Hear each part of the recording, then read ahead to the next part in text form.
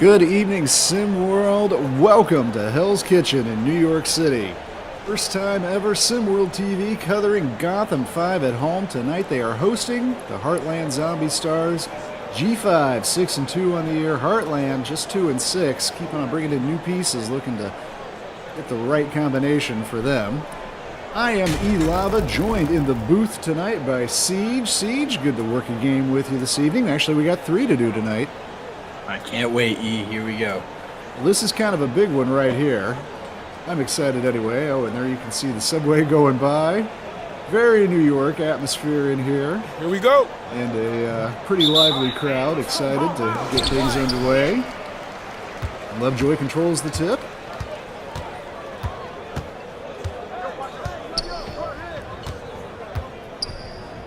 Well, E, I'm terrified of the living dead and tall buildings, so I am not in my element tonight. No, this is a tough combination for you. Well, Kenzie and Baco maybe more finding himself in his element as the season goes on, and he gets the first bucket. We've been waiting to kind of see him come alive a little bit. He's had kind of a tough season, a slow start. He was ranked really highly when we came into the season. Has dropped a lot, just not been able to find his flow and his rhythm, but see if he can find it tonight against these zombies. A nice drive, Najir Williams, and the leading scorer on G5. Quick 4-0 lead.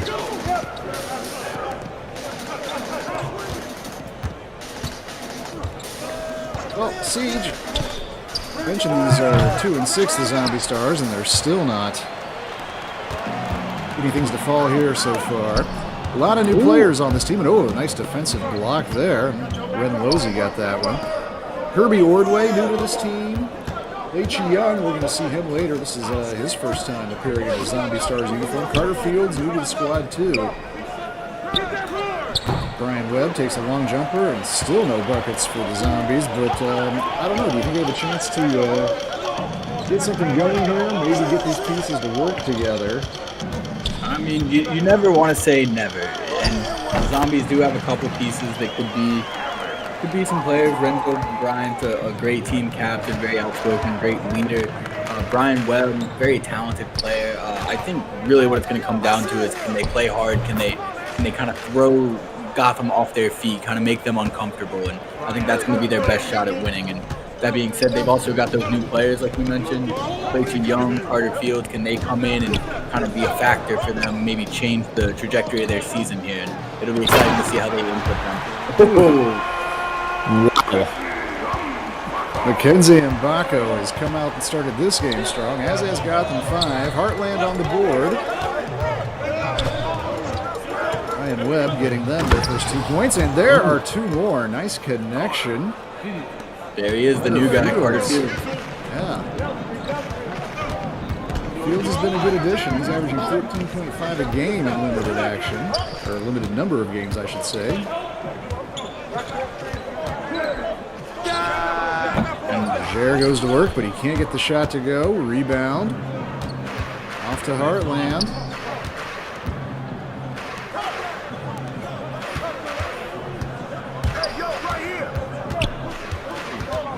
Push off there, but nothing called. Instead, it's a dish, but swatted away. Nicely done. I think that was Mugen Williams. Got that one, and ends up going Gotham's way. Well, mentioned that Heartland has some new players in the mix. Gotham 5 also in-season additions with Killian Hardaway, Tank Hughes, New York and Florida respectively, and they're getting a little bit more work. Ooh, Jared Williams will find an easier bucket tonight than that one. So both teams, in spite of the discrepancy in records, still kind of trying to figure out their rosters and rotations. I think it's notable that Keontae DeOr had a start tonight for Gotham 5. As Coach Tim Bellardi continues to shake things up and tweak it as well. Yeah, and it's important, you know, a 6-2 team, that's a great record. You look at it on paper, but you can't ever get complacent. You can't ever say, this is enough, we're doing enough. You know, they had the struggles with Mbako early in the season, not being able to really get him going as he finds Mugen Williams for the alley-oop jam. But that being said, they just got to keep finding ways to get better, because the season goes on, other teams are going to keep getting better, and other teams are going to keep figuring out how to stop your players and how to stop your game plan. So you always got to be tweaking stuff, always figuring out different ways to play, different ways to win. And Velarde thought that Deontay Dorr gave him the best chance to win tonight. Nice pass there from the big man, Ren Losey. He finds Brian Webb underneath. Stars cut the lead to 6. Oh, but Williams just way too fast there, gets around the entire defense and throws it down. There you see him getting the crowd up on its feet. Well, they're always on their feet here in the Five Boroughs Park, a standing room only facility. It's got the same feel as you go to a park in New York and watch a nice pickup game. It's got the same kind of vibe to it. Everyone's up on their feet, excited, the energy's high. I'm loving the atmosphere. Deontay Dorr, mentioned him. He has the ball right now. SimWorld veteran, played last year for the then New York Stars. He's going to turn and take and make. Everything going right for G5 at the start here. They got a double-digit lead. Time out on the court gives us a chance. We'll take a quick break as well. 2:52 to go in what's been a quick first quarter so far. Come right back. We're going to return to Hell's Kitchen.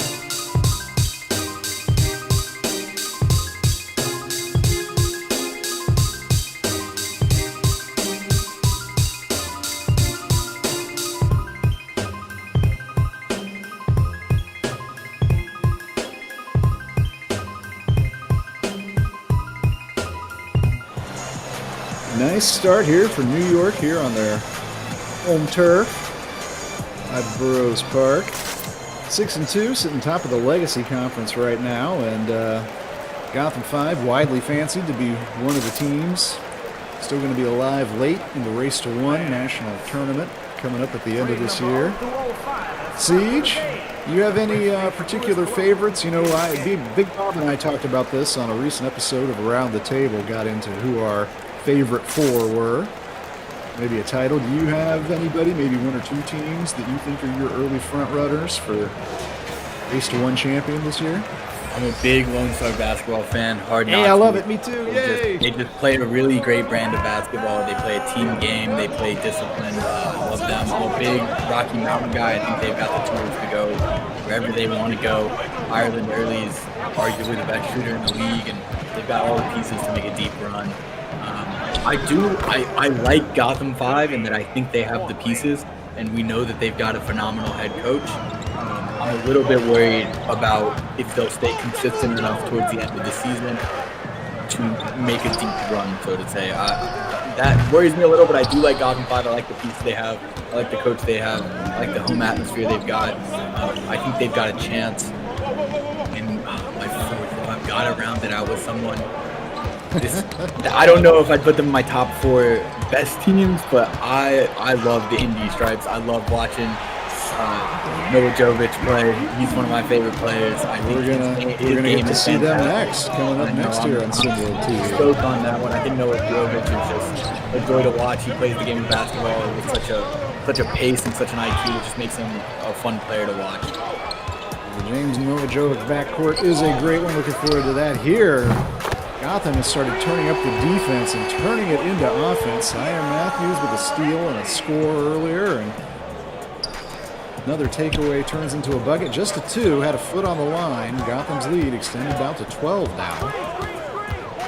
And we're getting our first look at Playtoo Young over there, number 4, up on the wing right now. Let's see if he can. Our first look in this game, that is at Playtoo Young. Let's see if he can make a contribution to the team. Ooh. Well, not Playtoo, but that's Shia Winterton. Actually was statistically a much bigger contributor last year as a 16-year-old in SimWorld. Oh, and that's Keon Anthony, another bench player, but coming off the bench, averaging second on the team, 11.6. Keon, he's got a world of talent, just 15 years old, of course, the son of Carmelo. And he's certainly a favorite here in New York. So. Kirby Ordway tried to get that shot to go, won't quite drop. Both teams came out of that timeout, making mass substitutions. Oh, and this time it's Heartland comes up with a loose ball. Under 30 seconds to go here, first quarter.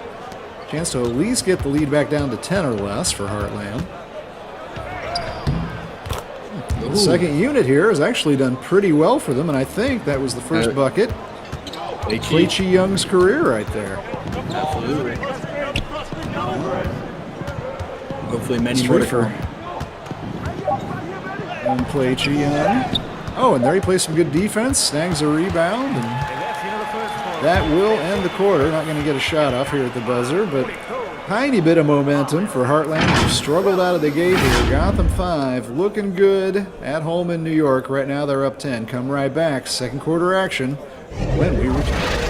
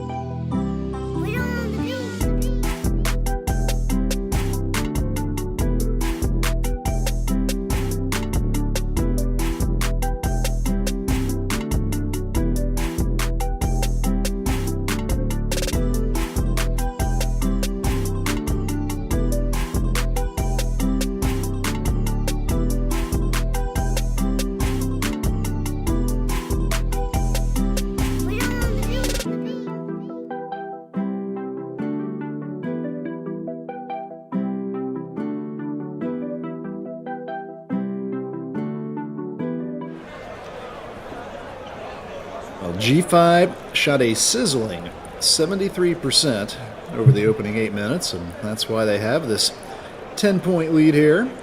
Second quarter, just about to get underway.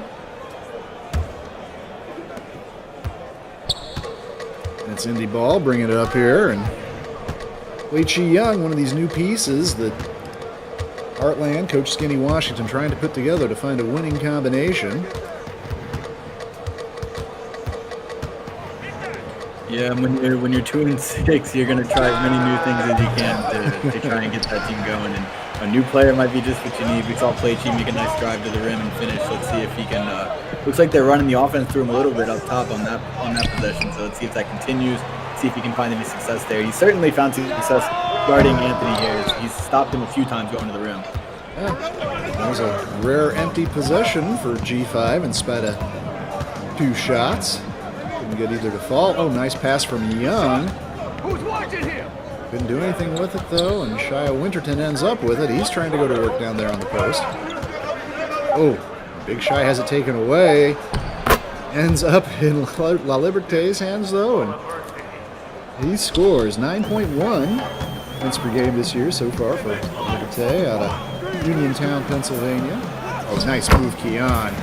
Nice finish. Get Plachi back on. Wouldn't have happened on Plachi. Little free coaching advice for Skinny Washington.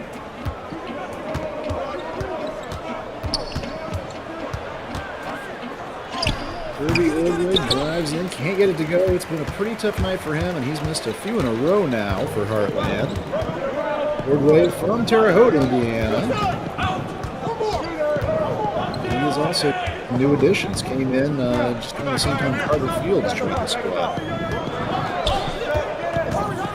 Oh, nice screen leads to an easy layup attempt, but won't go once again.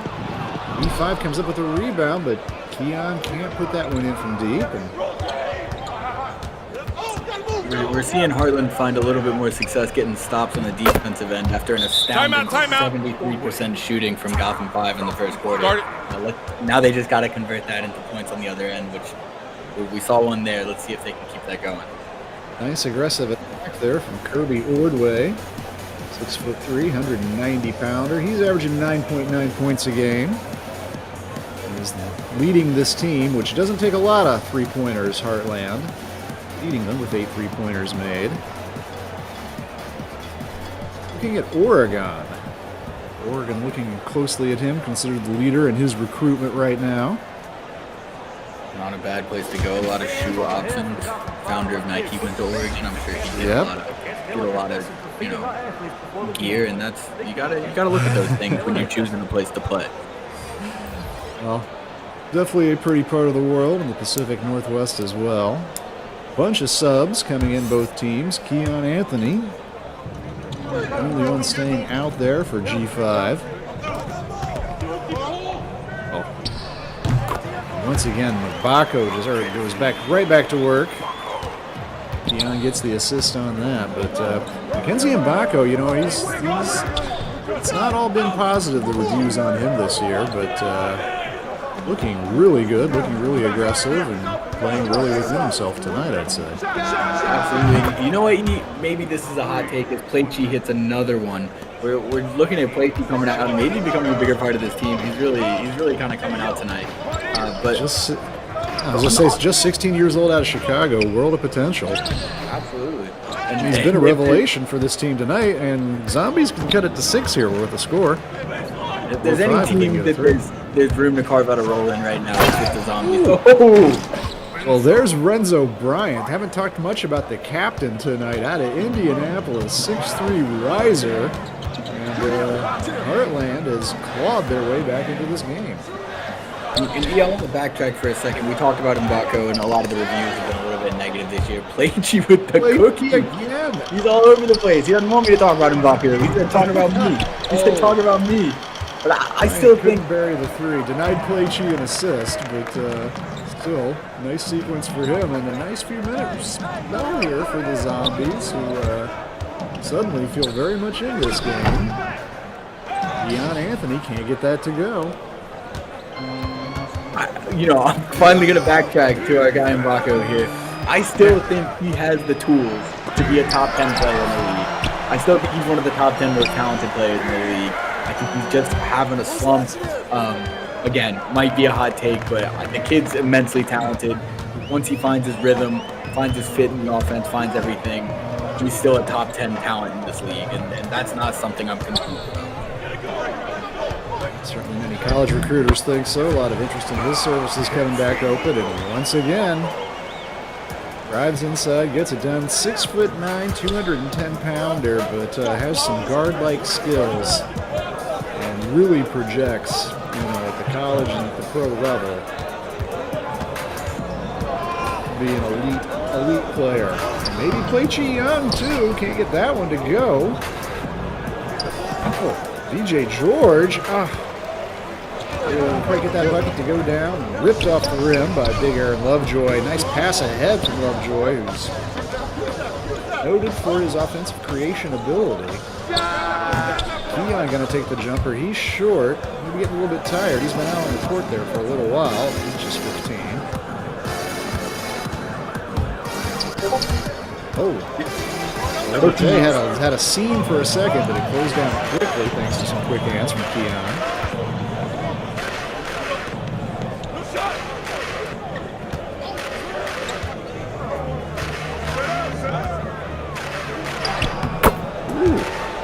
How about that? Is that a little Euro stuff from Logan Williams? I didn't know he could do that. Great little Euro in the post there from Dugan. With some nice footwork to get the bucket. Break from Renzo Bryant. Can't get his little inside layup to fall. G5 looking to reestablish their biggest lead of the game. And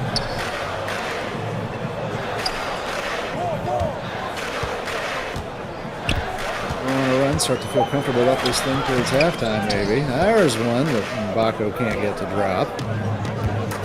If I'm Heartland Zombies right now, I'm saying if I can have it within single digits going into half, that's all I'm asking for here.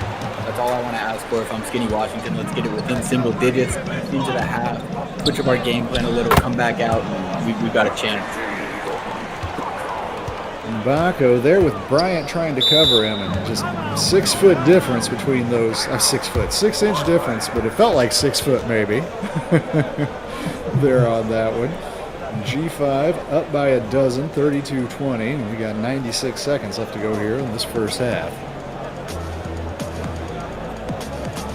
I want to remind everybody that coming up after this, we have the post up.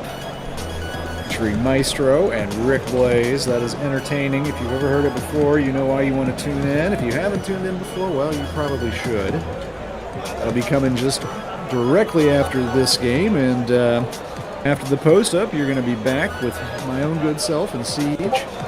Indy Stars taking on Ill-a-delphia, and Philly squad really reborn since the coaching change. Absolutely. They kind of executed the, caterpillar turn into a beautiful butterfly move that Heartland Zombie Stars want to pull off. Absolutely, and what they've done to make that transformation, Nas Hall has really come out of his cocoon, so to say, and really transformed into that butterfly. He's playing at a high level. He can score at any level on the floor. Inside, outside, mid-range, he's really taken over. He's come out, and you saw that Ill-a-delphia kind of had that whole who's going to be the guy this year, who's going to make those plays for us, and he's come out and really taken on that role. So I'm excited to see him go against some great scorers on the side too. Wow.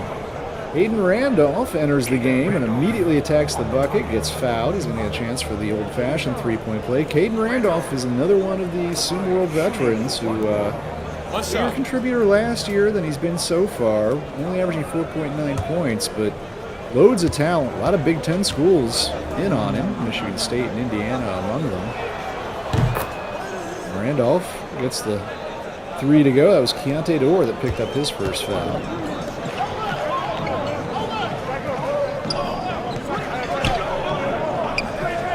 There you see Syer Matthews set it up top. He gets it over to Niger.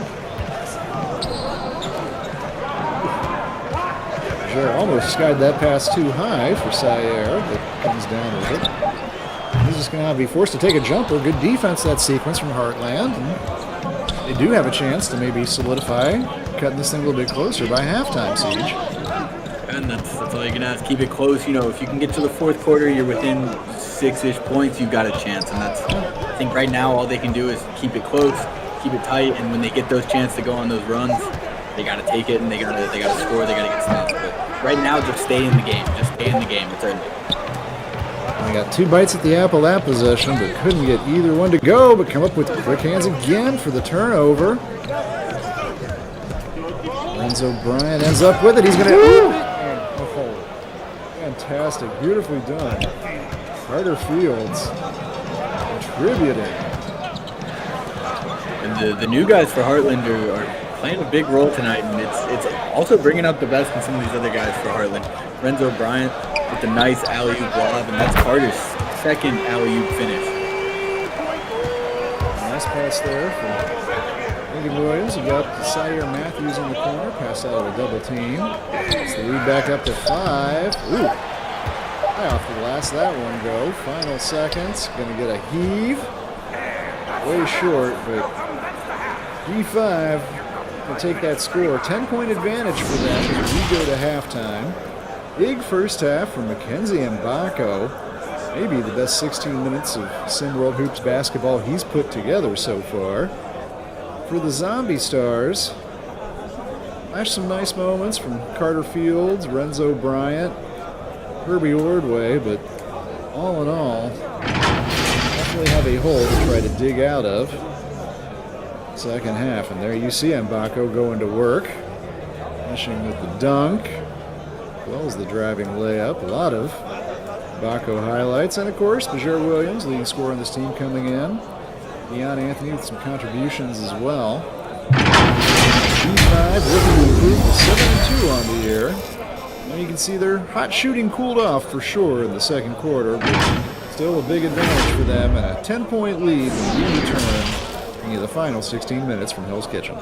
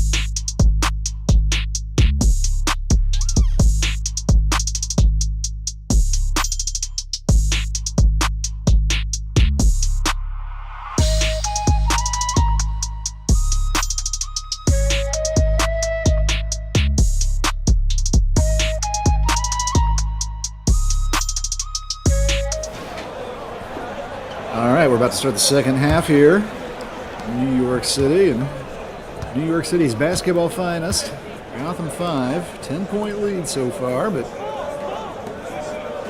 still in this Heartland, looking to collect their third win of the year, and it will be a signature win over this squad as well, but a rough start of it there. Looking up, that was Morgan Williams, who has 4 points, 4 rebounds, and 4 blocks already in this game. And he's everywhere, doing a little bit of everything right now. Well, the one thing that neither of these teams can do is hit threes. There's another miss. That makes them a combined 1 for 11 from deep. For the reason we have a relatively low-scoring affair so far.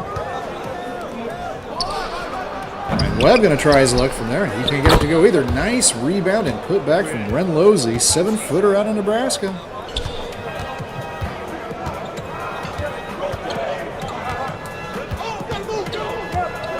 here's an amazing statistical oddity for you, Siege, which is Losey, who we just saw. Big man grab a rebound, back up and in there. He is actually the leading assist man on this Heartland squad with 2.9 a game.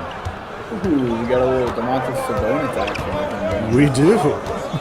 I love a big man who can pass.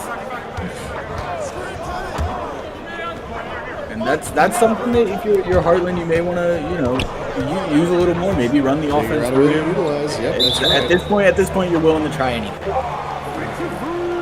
And that's not a violation there. I'm not sure who that was called on in the end. It wasn't Losey. The big man was actually up top, but regardless, going back over to G5. Better start to things so far from the Zombies, who, to their credit, played a lot better defense in that second quarter. Haven't given up a point so far in this one. The team looking for an identity. Maybe that is the way they get back into this game. Maybe this is what they should play into for their season. There's Losey again playing good defense, but it doesn't matter. Lovejoy muscles it up over him. Lovejoy's almost kind of seen as a finesse player a little bit more just because of his passing skills, but showed you some good interior grit right there on that position.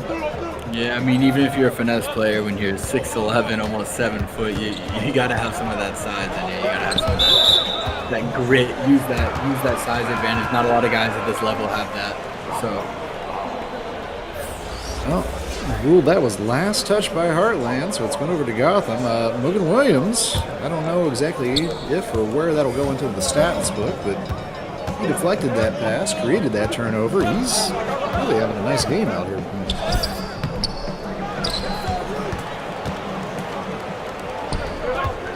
Let's get Play G back on the court. If I'm Heartland. He was making some plays. That's when they went on that little run, cut it to about 8 or 9, I believe, and yeah.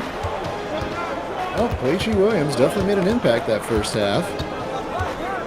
New player coming out of the bench for this team. Oh, nice spin from Majer, but had the ball swatted right back to him, able to recover it. A third chance on this possession, and Lovejoy once again. That's just disheartening. You play pretty good defense, and you give up 3 opportunities, 2 offensive rebounds, and they come away with points. And that was Carter Fields with that block on Majer. Once again, we've got the new guys for Heartland really making the difference, and maybe those are guys you got to go to a little bit more. They're playing their hearts out, that's for sure. Once again, no points on this end for the Zombies. Lead is ballooned back to 12 once again. Gotham has never trailed. A game that has never been tied. There, Lovejoy can't get a little foot turnaround to go. Break for Heartland. We can take advantage. Nice dish from Webb. Good finish from Kirby Ordway. And I caught up with Coach Skinny Washington at their half, and he was telling me that their big keys to hopefully getting a little closer in this game and maybe pulling off a big upset is he wants to see them crash the offensive glass a little more. He wants to see them play a little bit more physical. Things like that, things to kind of offset like we saw in that other possession. 3 chances for Gotham with those offensive boards. Getting three chances on one offensive possession, and you're bound to make one of them. So that's what Skinny said he wants to focus on second half. He wants to focus on getting those offensive boards, getting themselves those second chance points.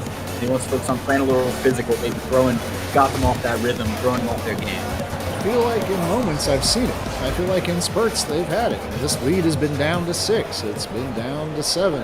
But it's always the case that G5 finds a defensive stop, turns it into points on the other end. Granted, Gotham 5 is a tough problem to solve for any team. And here at home, playing pretty well tonight. Yeah, they're a tough problem to solve, and I think the issue is there's so many problems to solve. You solve one problem and you got another problem. You got so many players, there's such a deep roster that you can patch one of the holes in the ship, stop the water from pouring in, but then you got a new hole on the other side. There's always buckets pouring in from Gotham, and that's one of the challenges that they present for a lot of the teams they play. Is it's kind of a pick your poison type of thing. As we see Tank Hughes, new guy come in.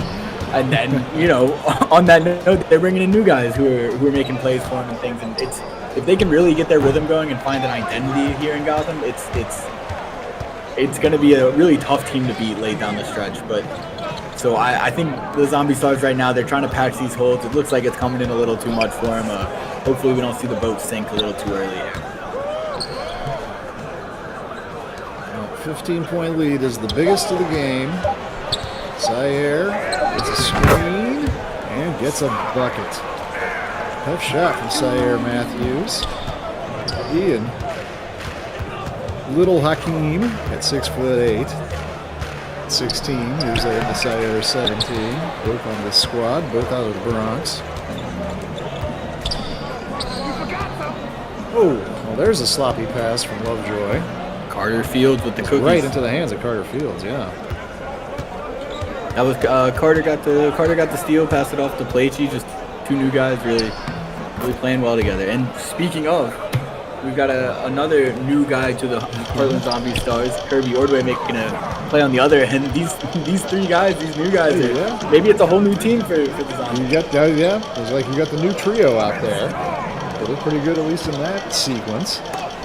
Lovejoy. Oh, great position, but what a swat from VJ George. Really quiet night from VJ. Not a big scorer in general, but great defense there. Plaichy going to get underneath and put it in. And you know, Plaichy's a fairly big guard, and you know, we see him playing like a guard. It was, you know, is he a guard? Is he a wing? He can really play either way, but playing as a guard more tonight, and that seems to be his true form. And for a guard, he's a big guy, 6'4", 202. I mean, that's some size, and we saw him use it there to get inside on a smaller matchup. As we see Aaron Lovejoy use some of that power and some of that finesse. I mean, he's phenomenal. I know when the season started, he wasn't necessarily one of their big names. There were a lot of other guys in this team who got a lot more spotlight than him, but he's come out and, I mean, I would take him as one of the two most talented players on this team after Mackenzie and Rocco. You know, the last time I covered G5 playing on the road, I gave Lovejoy my player of the game. And, you know, this is a team of talented people, and there Lovejoy ripped down another rebound. The thing that really impresses me about Aaron Lovejoy, again, he won't get an assist there, I don't think, but he, you know, created that quick little transition opportunity for G5 as well. But Lovejoy, obviously 6'11", he's got height, but his length, I would love to know what his wingspan is. I think it's got to be 7'2" or 7'3". He's just long, gets to rebounds, blocks shots, disrupts things. I think he's really, really key to Gotham 5, and credit to Coach Bellardi for identifying him, making him a priority recruit, and now that he has him, really using him to maximum effect out there. Absolutely, and I mean, when you find out a guy's as talented as he is, it's hard not to use him like they do. I mean, he can do a little bit of everything on the court. Like you mentioned, he's got some great passing skills. He's got the finesse, he's got the footwork in the post, he's got the size, he's got the power, he's got the length. He's a great defensive presence. I mean, he's an all-around player. And he's a guy that a lot of college coaches and a lot of college scouts are going to be looking at. It's kind of salivating over saying, we need to get this guy on our roster. And it's a little early to say, but I think we're going to see the same thing when it comes to him making his way to the pros. Bad matchup there. Dion just way too quick for Carter Fields. Gets around him, gets an easy layup. We're coming on half a minute to go here, third quarter, and Zombie Stars started the second half with a hole, and they've dug it a little bit deeper so far, trailing by 17 now. Oh, attempted a little sort of sidearm. I don't know what that was. Submarine pitch. Looked like one of those Patrick Mahomes sidearm touchdowns, those shovel passes, and tried to be a little fancy with that one. Well, it's like G5 going to hold for a last shot here. There is a fraction of difference in the clocks. Won't matter. Second attempt. Oh, also won't go. Oh, that's one of the few things that didn't work for G5 last few minutes of that quarter. They have broken out to a big lead here. Still 8 minutes to go. Come back. We're going to take a quick break to the fourth quarter. Heartland Zombie Stars mounted against G5.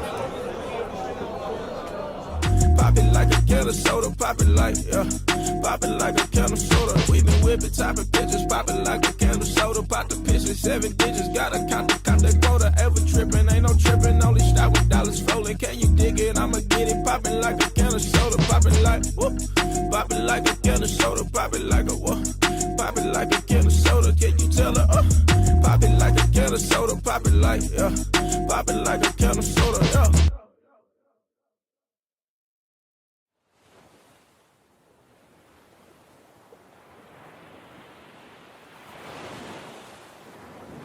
We been whipping, topping pitches, popping like a can of soda. Pop the pitches, 7 digits, gotta count that quota. Ever tripping, ain't no tripping, only stop when dollars rolling. Can you dig it? I'ma get it, popping like a can of soda, popping like whoop. Popping like a can of soda, popping like a what? Popping like a can of soda, can you tell her? Pop it like a can of soda, pop it like, popping like a can of soda, Popping like a soda can, man. I ain't worried about your friends, had another man, you know what I'm saying?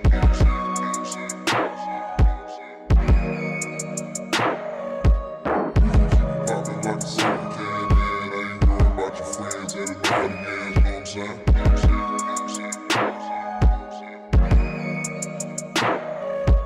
Popping like a can, don't move too fast. Spin a couple bands, though. I'm in love with that ass. Pop it like a can, don't move too fast. Spin a couple bands, yeah. You wrong for that ass.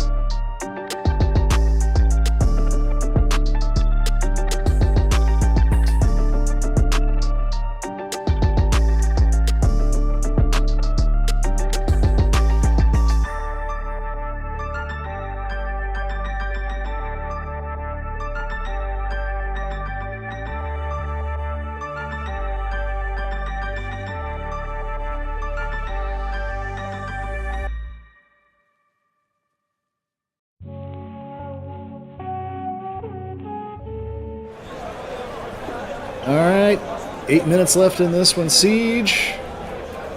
Unless Heartland Zombie Stars make a dramatic recovery here to make this close, let alone even saying win it. This one has been a little bit one-sided so far. Hopefully our next one, a little bit more close contest. We got Indy Stripes going up against Ill-a-delphia Elite. Hoosier State, and that should be a good one. Right here, Mackenzie Mbako, leading scorer in this game. He's got a dozen now. Nobody on Heartland has more than 8. Leachy leading away with 8 for Heartland. He's got it there. Oh, nice dish. Mbako is a top 10 player in this league. Whether his stats or his slow start might say different. He's top 10, and I think there's an argument to be made that he's the top 5 most talented player in this league. I mean, we talk about how deep Gotham 5 is. We talk about how many players they have. It's 8-minute quarters. Mbako can't score 30 points a game on a team that's got guys who all have the ability to drop 20 a game. But I promise you this: if you throw Mbako on a team like we've got the Zombie Stars here, a team that maybe doesn't have as many talented pieces like this, we would be seeing him drop 25 a game with ease. I think he's that type of player. Lovejoy into double digits now. He's got 10 points with 6 rebounds and 3 assists.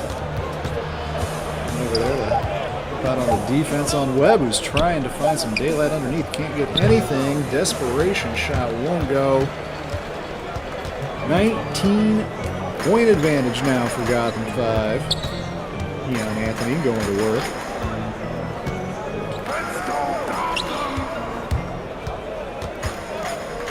Oh, Lovejoy back to Keon. The youngster made it a little bit more difficult than he had to there, but regardless, 21-point advantage now for G5. And for Zombie Stars, bright oats tonight. Sometimes the newcomer free combo has worked out for them pretty well, but I think it's back to the drawing board for Skinny Washington. Well, I don't know.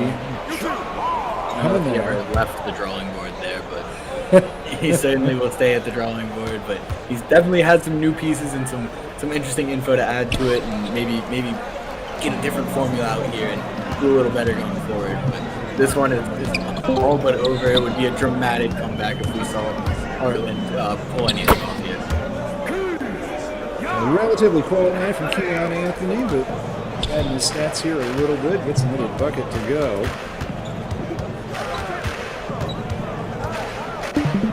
Leachy trying to go to work. It's not been an efficient shooting night from Leachy Young. That makes him 3 of 11 on the evening. Shoot or shoot. Short-term memory. You stop shooting, you can't make shots. That's what I agree. Well, we're gonna be seeing some shooters in our third game tonight too. Lonestar going up against Bay Area Breakers. And our triple header tonight. Indy and Ill-a-delphia next. That's a game I'm really excited for. I mean, we've seen it coming out of Knoxville. We got Benari James, Novojovic on the other side. That's going to be an exciting one. I'm with you. I like particularly, I like by both these teams. I like what Indy is doing overall. I made them my surprise. It's to one. Favorite 4 finalist in my discussion with Big Bob on Around the Table, available on Discord. I like that backcourt that they have. I think that they have some intriguing other pieces. Towns, Romanowski down low. Indy is, I think, the team that you look at the record right now, you won't expect them to be a real contender when it all comes down in the end, but I think they'll be there. And then Ill-a-delphia, ever since new coach Drees has taken over, and as you said, Nas Hall looking like a top 10, top 20 kind of player in this league. Reborn. Oh. Just too tough. Just too tough. You can't contain him. That's Aaron Lovejoy. And you know what? Maybe we should go ahead and have this debate discussion right now, Siege. I'm going to go ahead and give Aaron Lovejoy once again. Second straight game I've covered Gotham. Second straight time I'm going to call him my MVP. One shot. Working on, I believe, this will be number 13 if he can hit it from the stripe. Well, Could grab a few more rebounds, maybe get a double-double, and he's racked up a handful of assists as well. He's just been key to what they've done all night long for me. I give my player of the game to Aaron Lovejoy.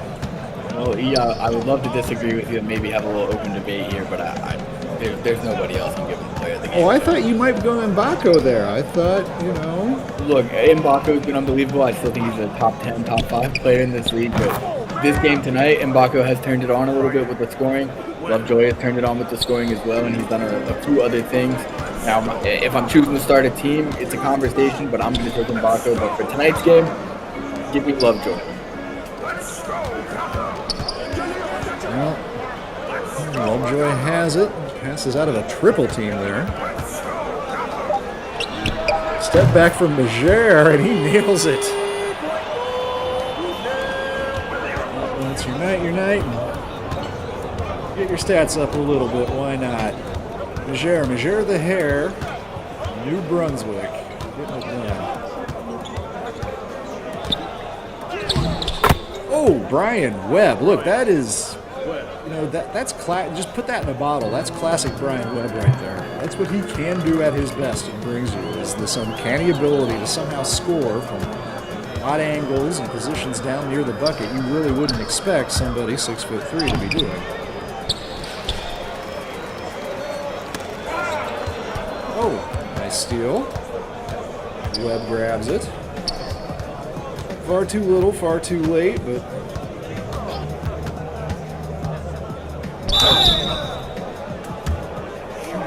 Webb going to go to the line here. Averaging 18.5 a game, Brian Webb. The number 9 scorer in all of Sim World.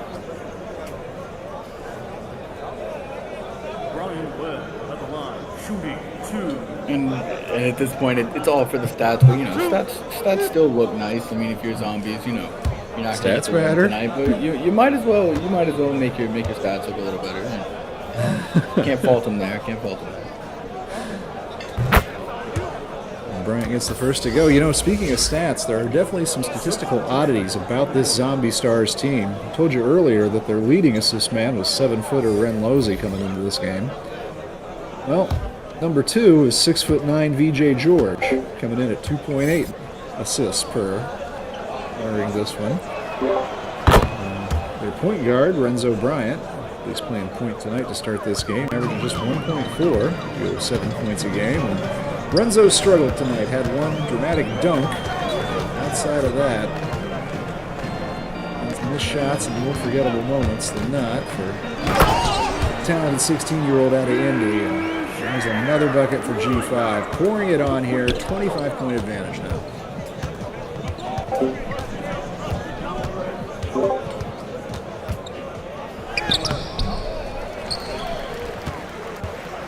Couldn't get that interior circus shot to go. 2 minutes remaining in this one. It has been G5 all the way, wire to wire.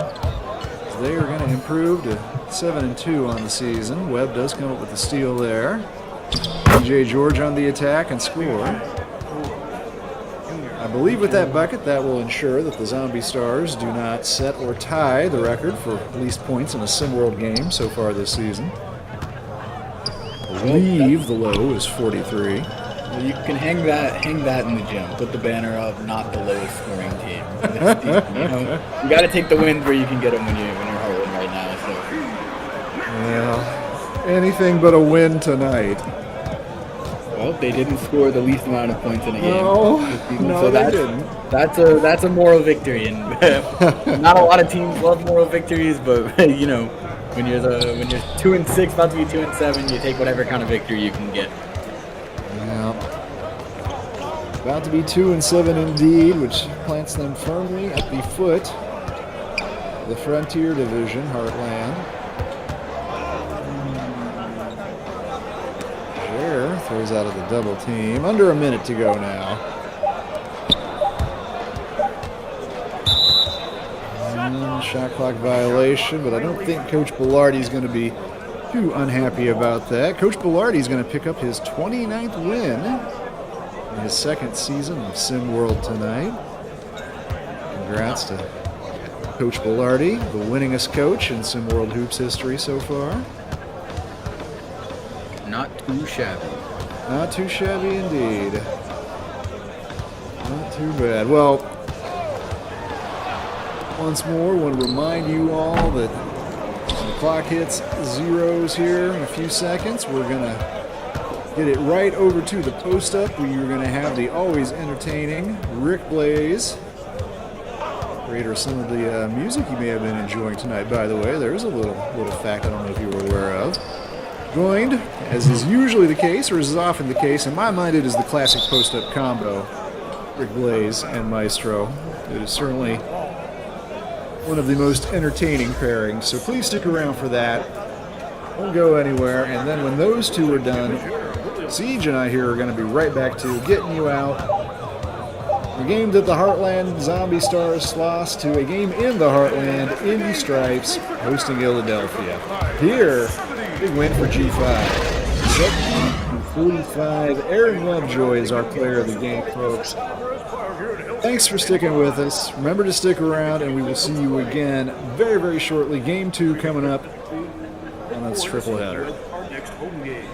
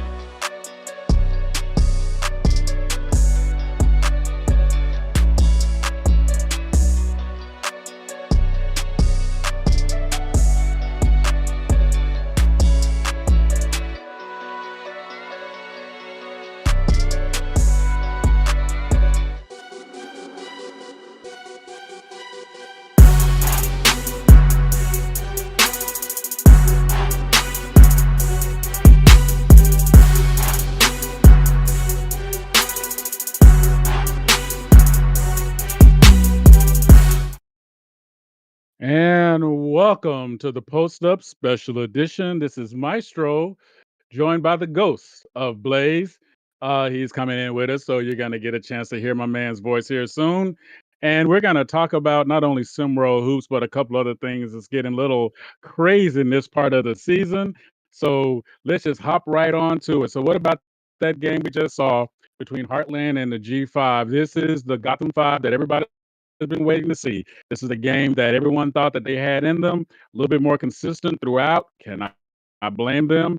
And also, what's really interesting is when you look at the overall play of what they had tonight, we got a chance to see some players that are starting to come into their own, and some other players that we're starting to see maybe figuring out just a little bit about where their game is supposed to be.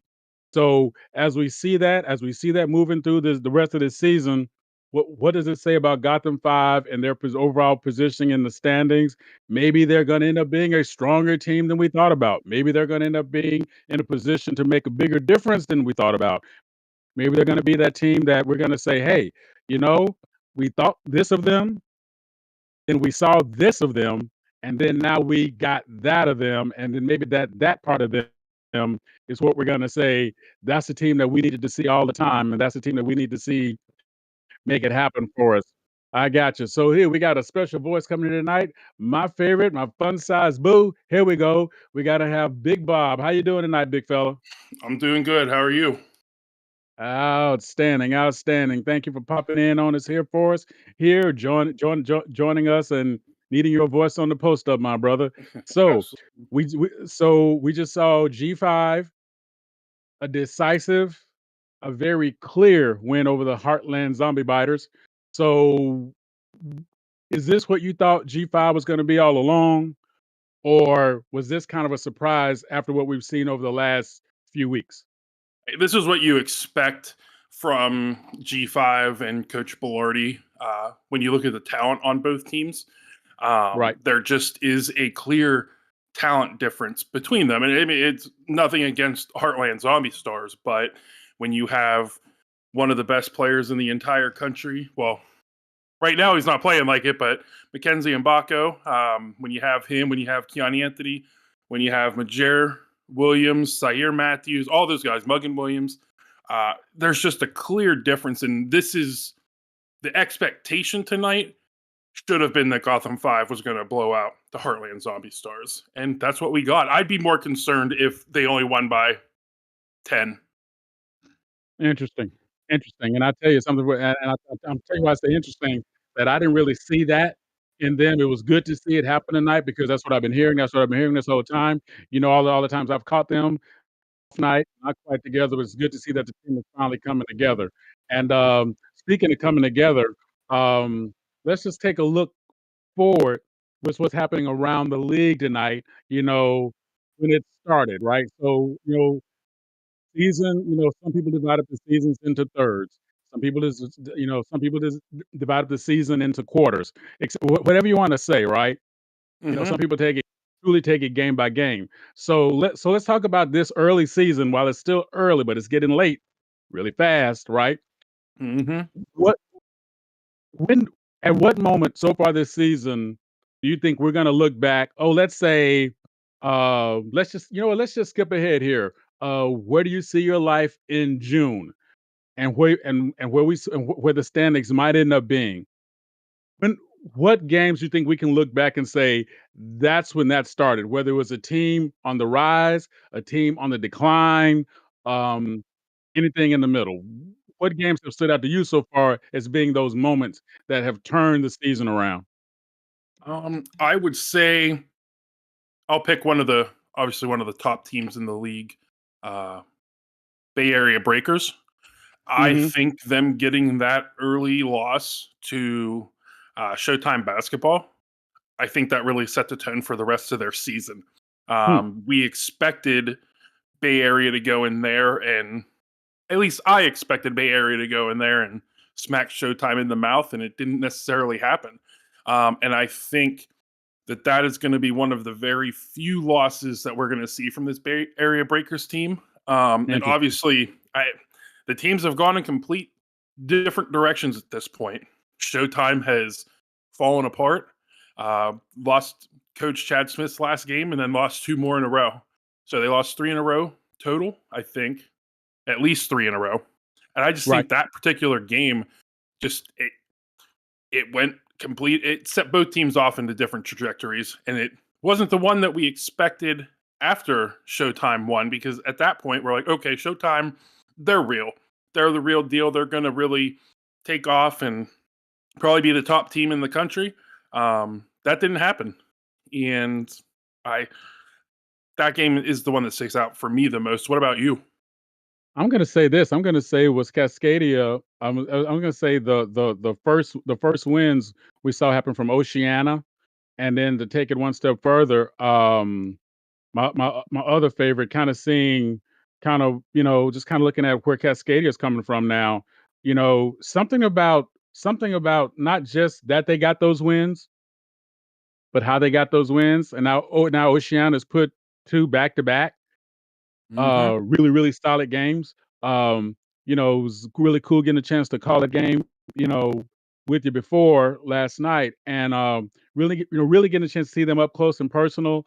But I saw residual from what was their first win when I went back and kind of A/B the box scores as all that was going down. I think that's gonna be the moment we're gonna see them sort of become that difference-making team, if you would, if I dare say it that way, that sort of difference-making team that's gonna be like, "You know what? I don't know if you wanna sleep on them too much longer because, um, I got a feeling in June that record is gonna look way different than what it looked at the start of the season."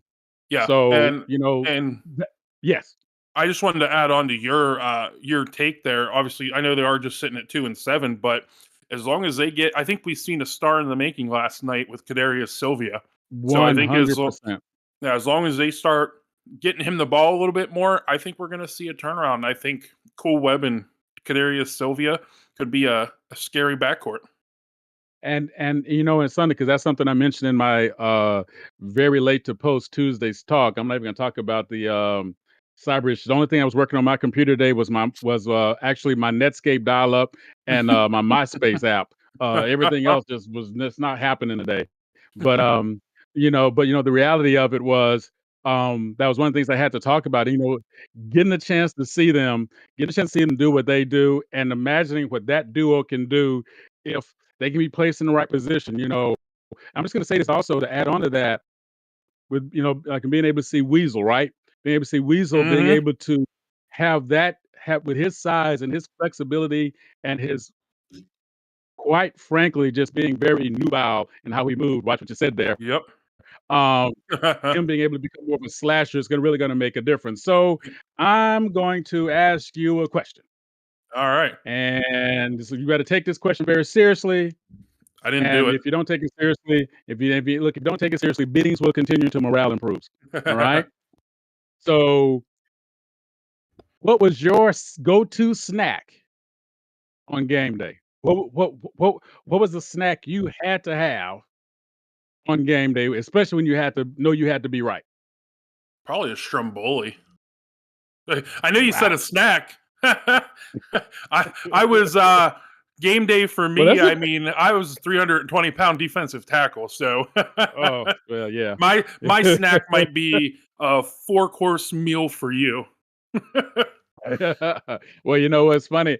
I just said I could almost see that one of my best buddies in college was actually a offensive lineman, Darrell Brown. I think I know I know in the program it said he was cracking at about 340, but that brother was kicking 410, 420 if he was like 5 pounds. And so best story ever. Like, so we had a game on Thanksgiving. So the boosters come out. They do the whole big Thanksgiving meal for everybody, and they bring up all these turkeys. Well, turkeys were getting light at the end, and they were getting kind of chintzy with how they were slicing off with all these football players. We got 84 dudes, right? Not counting the coaches, not counting, we got 84 dudes dressed out. We look Mm. over, Daryl's in the corner. He's got not one, not two, not three, four full-size turkeys and a platter of dressing. And I'm like, there is no way. So I had to sit by him and see what was gonna go on with that, right? My man finished it all, and then he looked over at my plate and said, "You good, fam?" I went, "Yeah, I'm good." And he reached over and grabbed my plate and finished my food too. I was like, "Dang." So trust me, snack is subjective. I'm fine with that. For me, I got to tell you, man, my go-to get it right snack always came back to a grilled cheese with a tomato. I don't know what it Mm, is. I have no answer for you. There's no rationale, but something about a grilled cheese and a tomato that always made it right. And speaking you of which, if you like grilled cheese and tomato and you want to join the Discord universe of SimWorld Hoops, go to discord.gg/SimWorldNBA. See the game, be the game. If you got the brain, come on, be a coach. If you got the game, come on, be a player. We'll definitely get you hooked up. And if you want to see more, if you want to hear more of this witty repartee, as it were, we got Blaze and Takes with Rick Blaze that always gets you going. Also, we got the March Pod with March, Mr. Media, and my favorite. And as a matter of fact, I found out that it's not only my favorite, it's the Pope's favorite. It is 17 presidents of elected presidents of other countries' favorite, and the Martian Boy Scouts also love the number one podcast in the entire universe and the other galaxy too. Around the table with E-Lava, Champagne Voice, and the Fat Man, my fun-sized boo, Big Bob. So there you go. Please check them out. Give us some feedback. Let you know what you're going to. And we got a game coming up. We got Indy and the Ill. Who you got there, Big Bob? I have to continue with the hot hand and go with Ill. Okay. Okay. Well, let's keep it hot. Let's see what happened. And we'll see you on the next post up on the next time around.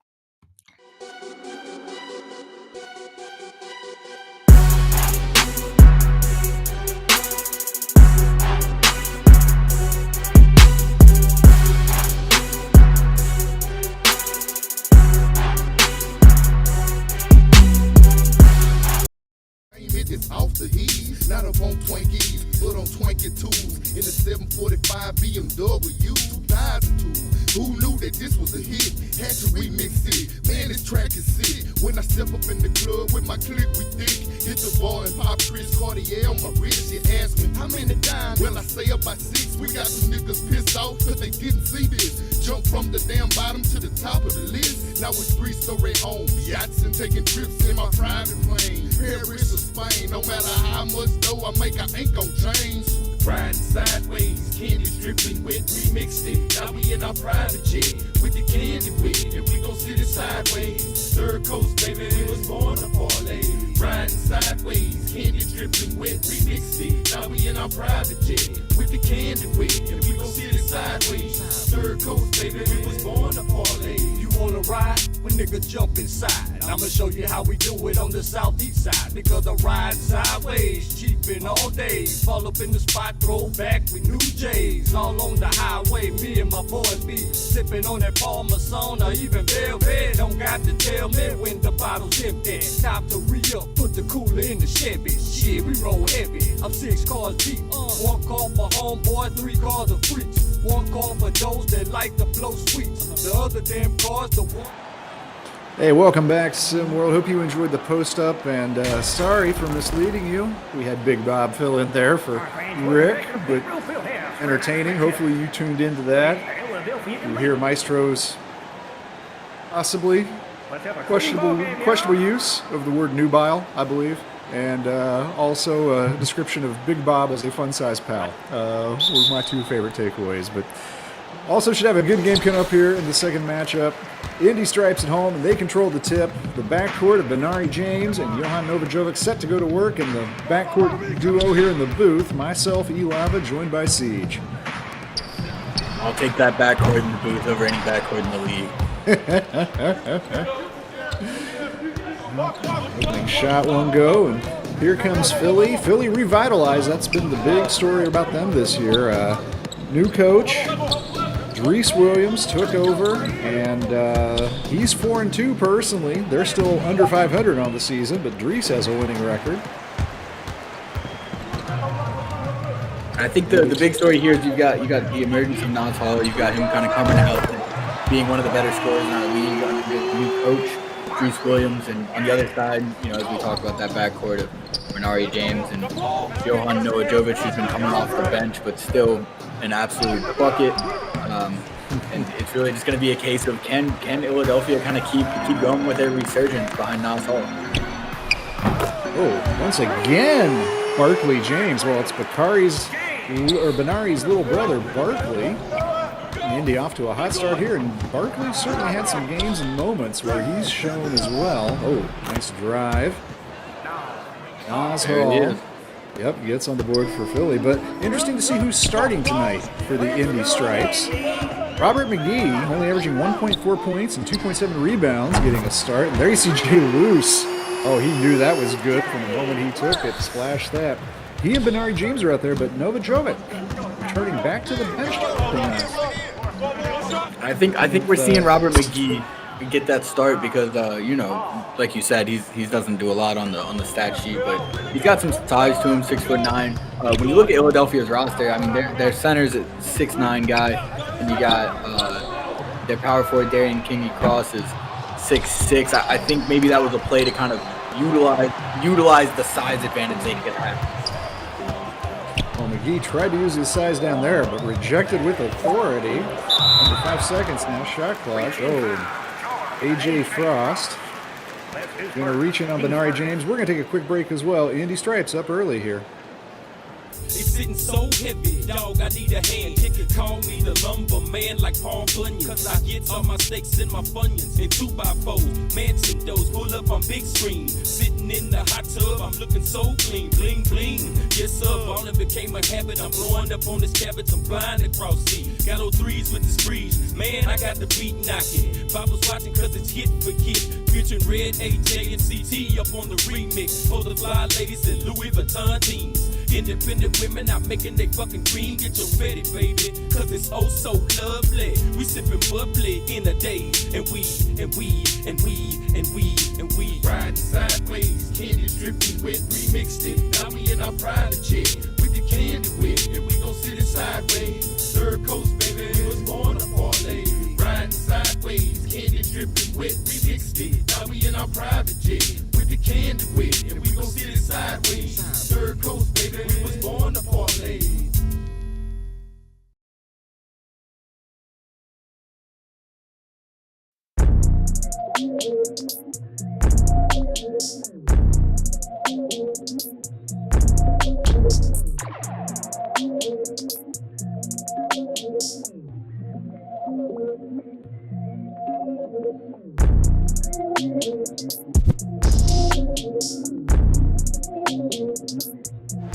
All right, now we are back here. It is still Indy ball, and Indy lead up by 5 early on.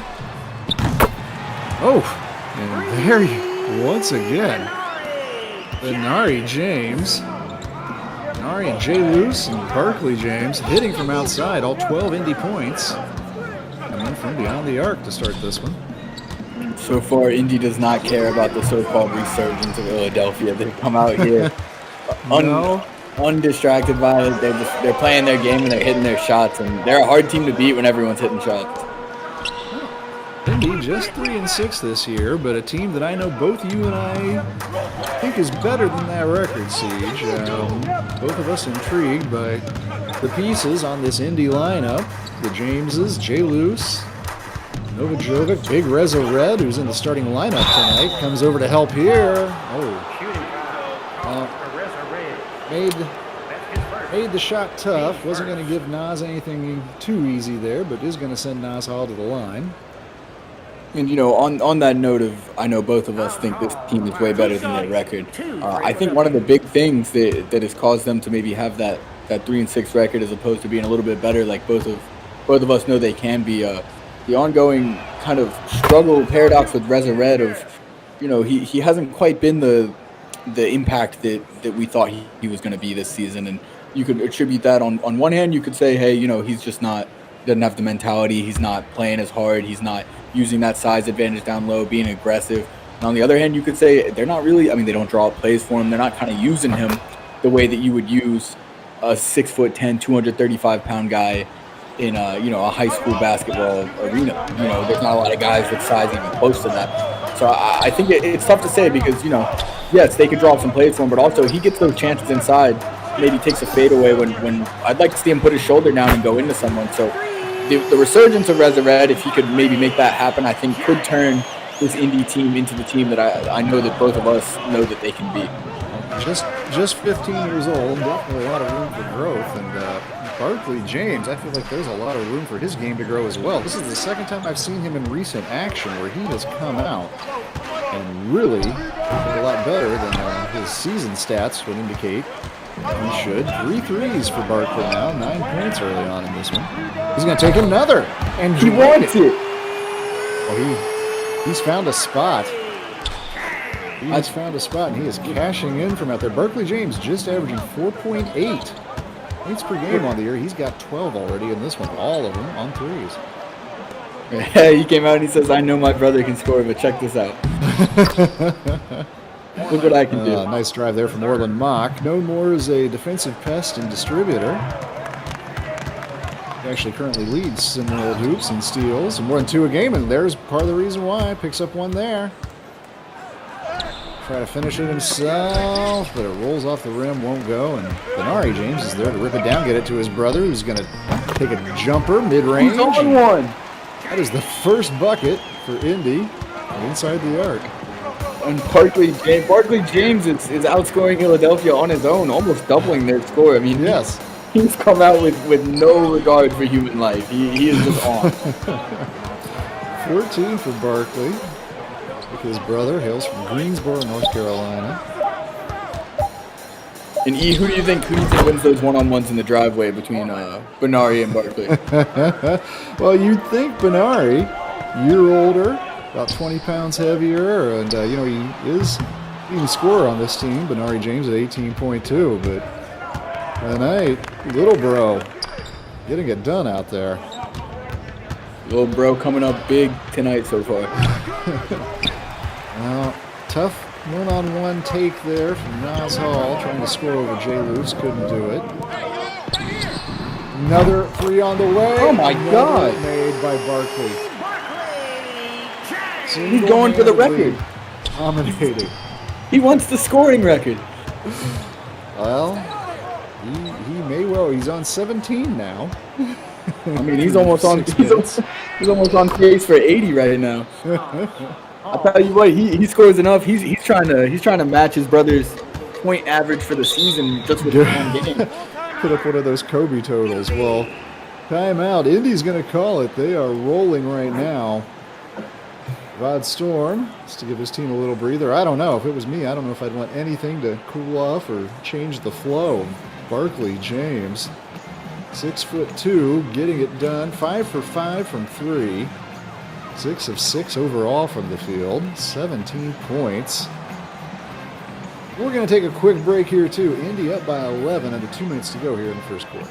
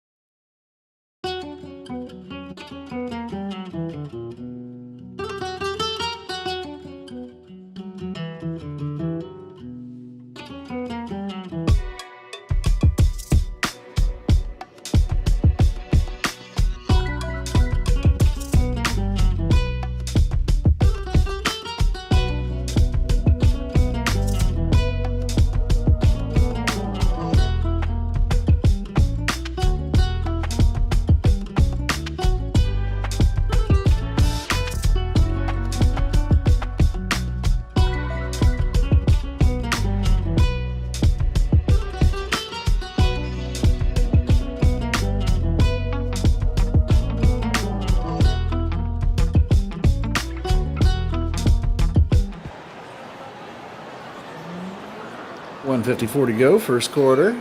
The home team, Indy, much like the home team in our opening game, Gotham 5, come out, played well, got hot, hitting shots. Nobody more so than Barkley James, the absolute story of this game.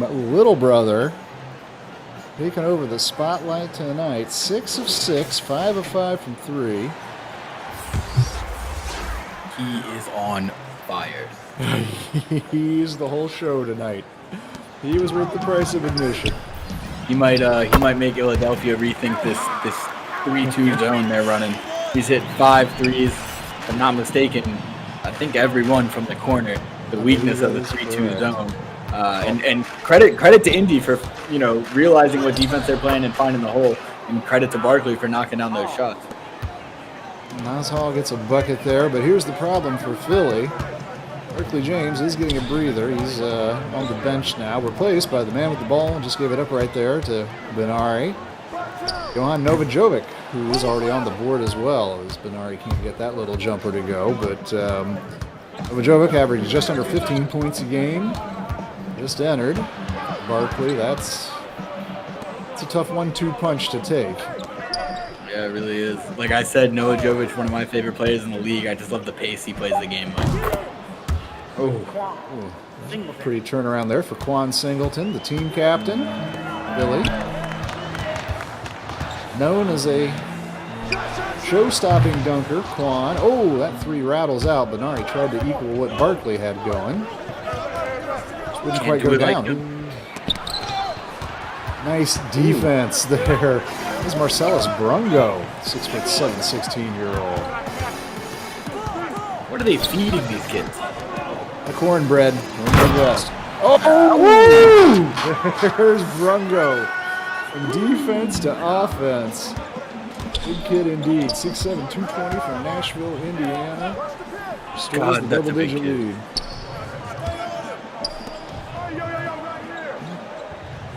Philly's getting some nice interior looks here. Just pretty good defense by Indy. Not turn into too much, or at least nothing too easy. Ooh. Kingy Cross going to go to the line. Or not Kingy Cross, excuse me, that's Khalil Erickson. At the line. Former DC star, veteran of the SimWorld game. Played for Coach Myron Murray last year and decided to hit the transfer portal, so to speak, in SimWorld hoops, and ended up with Ill-a-delphia. He's averaging 6.2 a game here. Gets that first one to go.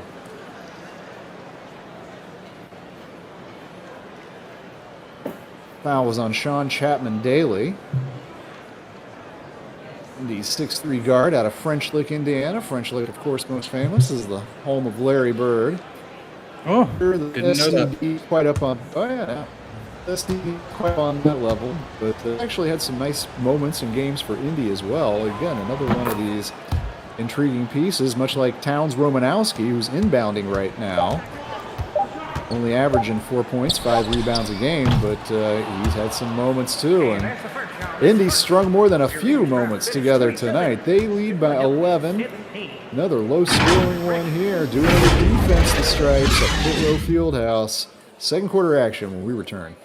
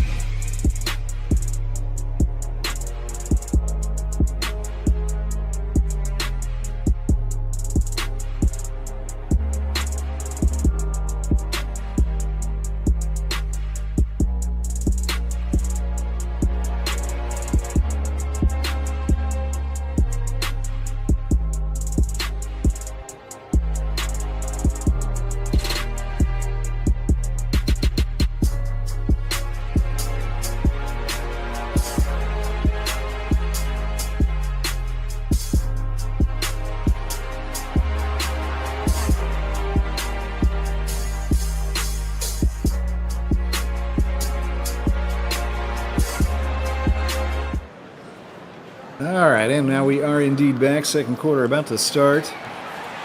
Ill-a-delphia, 11-point deficit. Thanks to the one-man wrecking ball that was Barkley James in that first quarter. Yeah, can we get him back in the game? 4.8, but he had 17. He is still on the bench, I believe. I'm trying to see the Barkley show here. Novajovic going to have to sub as best he can for him out there. All right, well, I'll take that. Benari James also out there on the court with Towns Romanowski, Indy. Nice drive, but it won't go. And Marcellus Brungo played well in limited minutes. And look who he finds in the corner. It's Novajovic. Woo! Long two drains it. 4 points for Johan off the bench.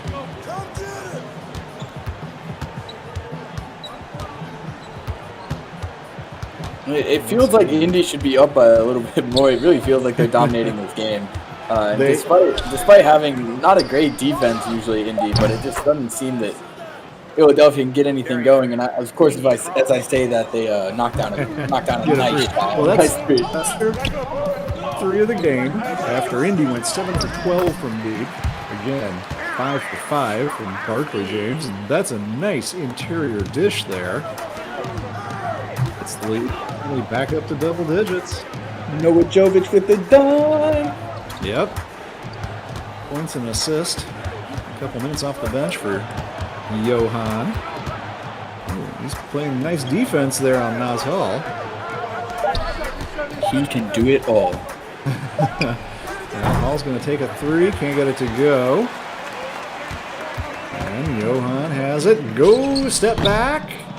Can't get that to go, but look who's there to read again. Marcellus Brungo.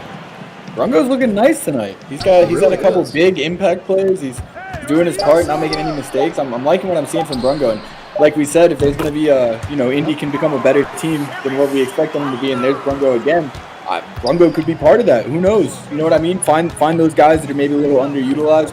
Make them utilized next to Novajovic, Benari James, another guy, Barkley James, who we know can play, but we haven't seen him play quite like this. And if they can bring this out of these players every game, we're going to see Indy become that team that we know they can be. Towns Romanowski couldn't get that jumper to go. Still, it's a 13-point advantage. And, guys like Romanowski, Sean Chapman-Daly, Brungo, even Barkley James, all averaging under 5 points per game for this Indy squad, but we've seen them have breakouts. So, yep, fairly young team as well. Indy. Woo! That's tough there from Alika Matson. And you know what?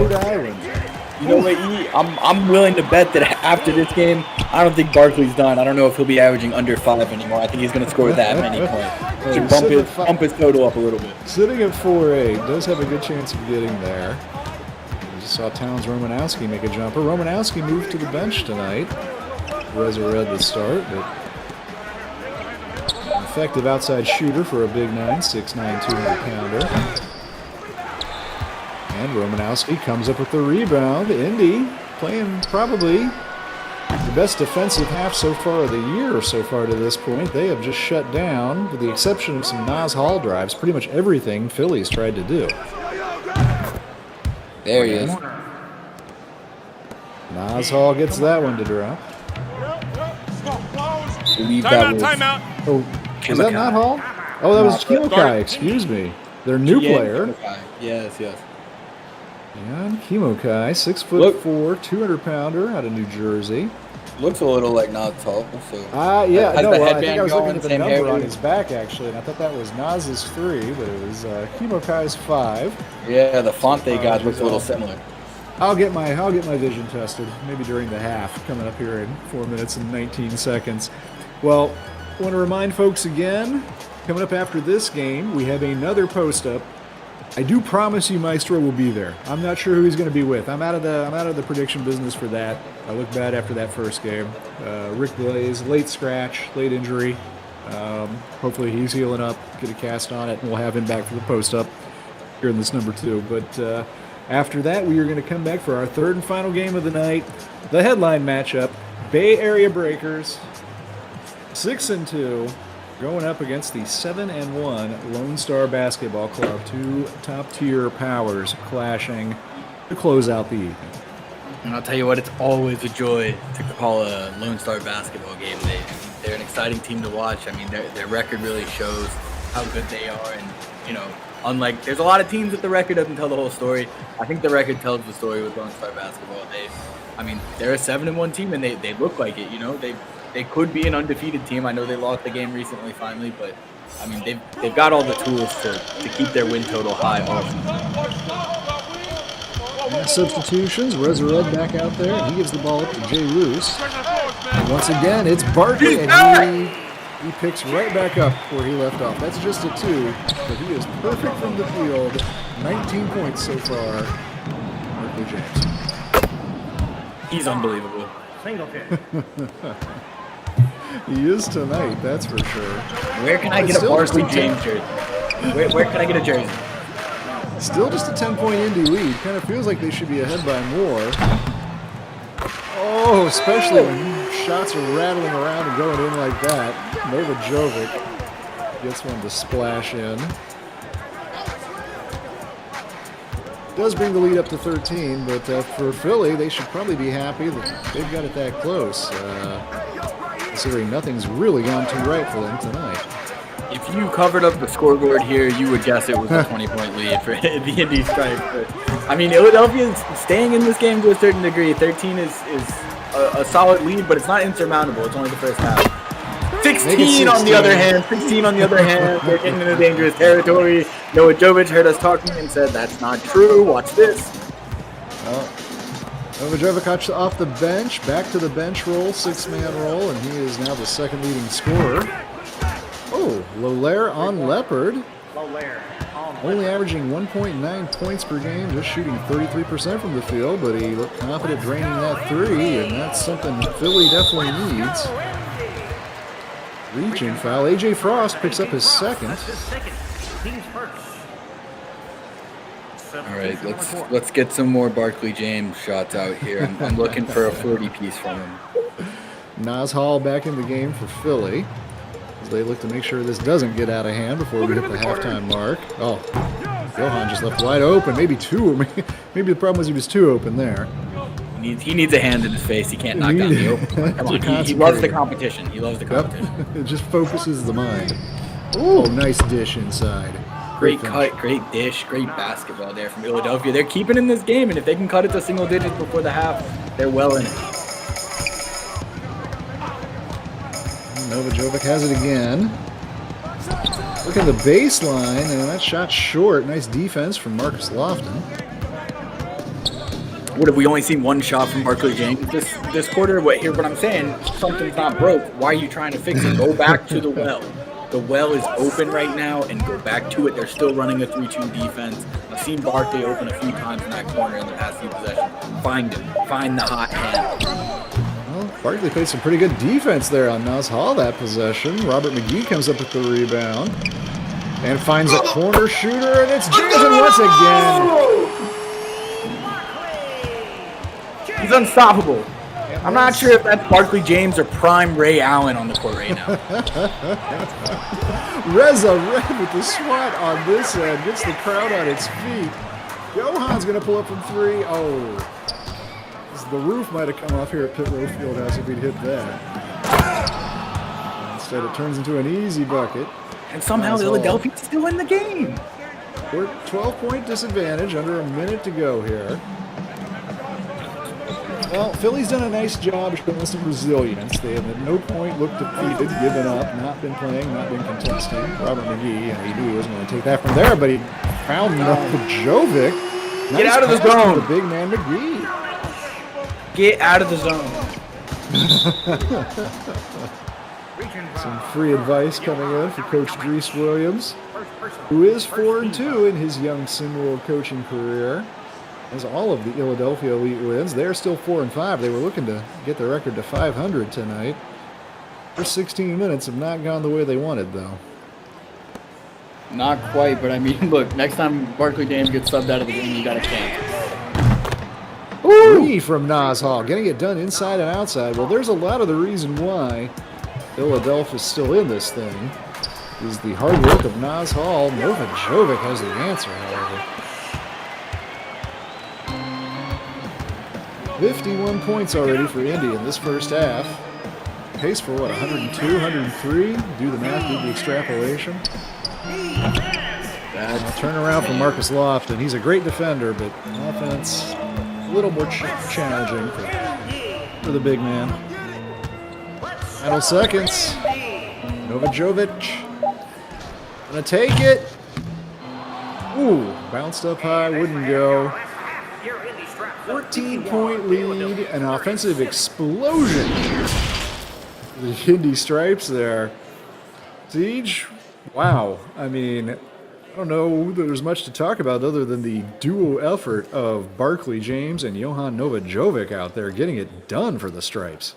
Well, Novajovic's already one of my favorite players, and Barkley James just made that list. He's going off tonight. On pace for 46 points on 100% shooting from the field. I mean, that's a performance you don't see in the pros very often. Super efficient. You don't see that anywhere very often. Scoring 23.5 in any league is impressive, but doing it on 100% shooting is unheard of. So, I mean, really, the game plan for Indy, keep that going. They keep knocking down shots. Ill-a-delphia, on the other hand, they're keeping it close. They're playing gritty. I mean, they're doing the best they can given the rain that's coming down from Barkley James. Credit to Coach Javad Storm of the Stripes. Shook up the lineup, made some controversial decisions. It's working tonight. Come back. Let's see if they can keep it up in the second half. Indy on top by 14 at the break.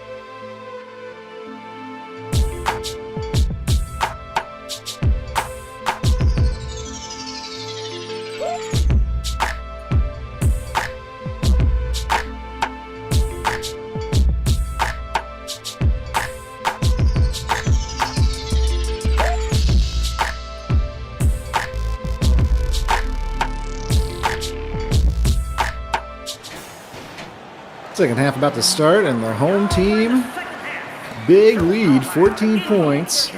Benari James, 22 points in that first half. Johan Novajovic, 15 off the bench. Maybe the most amazing stat to me, Siege, Indy made 20 buckets in that first half, 19 of them assisted. I mean, that's winning basketball. And I think quietly, we didn't talk about it a lot, but Naz Hall had 17 going into the half. He's got 19 now. I mean, we keep talking about his emergence, and when he's doing it in this game. I think he is the reason that this game is so within reach. Yeah, it's still a game in any kind of way, but Naz Hall not getting a lot of help from his teammates on the scoring production end so far. There's Benari. Oh, can't get that one to go. Tough shooting night so far for Benari James. Does have 4 assists, 1 for 7 now from the field, Benari. Yeah, well, he has 4 assists, so I guess, and you know, maybe it's a family number anyway. If you combine Benari and Barkley. And he also can't guard Naz Hall. That's what I'm learning. Not very many people can. Naz Hall up on 21 tonight. Oh, look who's Oh! He's unstoppable.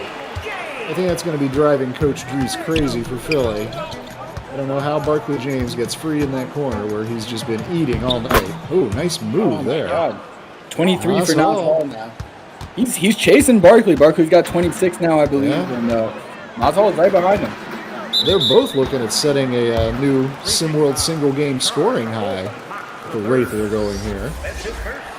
I believe DJ Wagner still holds the high score record.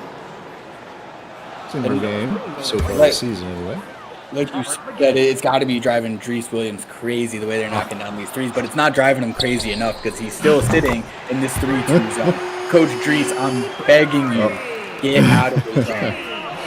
Well, maybe leaving Benari open is a little bit more excusable, as he has not been hot from anywhere on the floor tonight, but he nailed that 3. 2 for 8 now, and there, Barkley James comes away with the rebound. 14-point advantage, and looking to build on it here.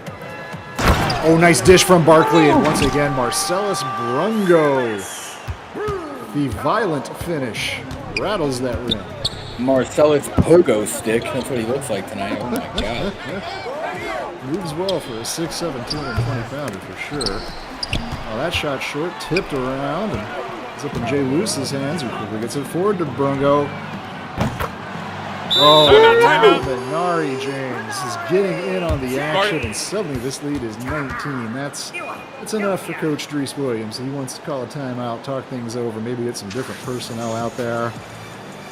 And Benari was not going to come out here the second half and quietly let Barkley be the star again. We know Benari James, and he was not going to be talking after this game, having to say that Barkley outscored him by 20 points. He's going to make sure that it's a little bit closer than that. Well, Benari averaging a team-high 18.2 and shooting a team-best 54% from the field overall. Not quite to that lofty standard so far tonight, but he is playing well. The Indy Stripes are playing well. Marcellus Brungo. Robert McGee also having some nice moments. Reza Red playing well. Indy looking like the team I think that you and Siege have been talking about that they could be, less like the 3-6 record that they do actually have.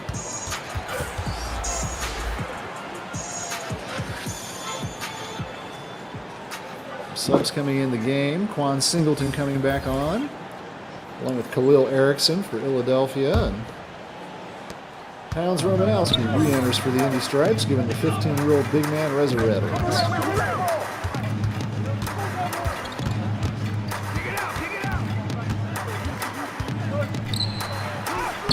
Nice drive, nice bucket. He's not going to go away quietly. I mean, if they're going to lose by 20, he's at least going to have half of Philadelphia's points. Well, to Naz Hall's credit, he is keeping this team in there. Oh, look at that. Corner 3.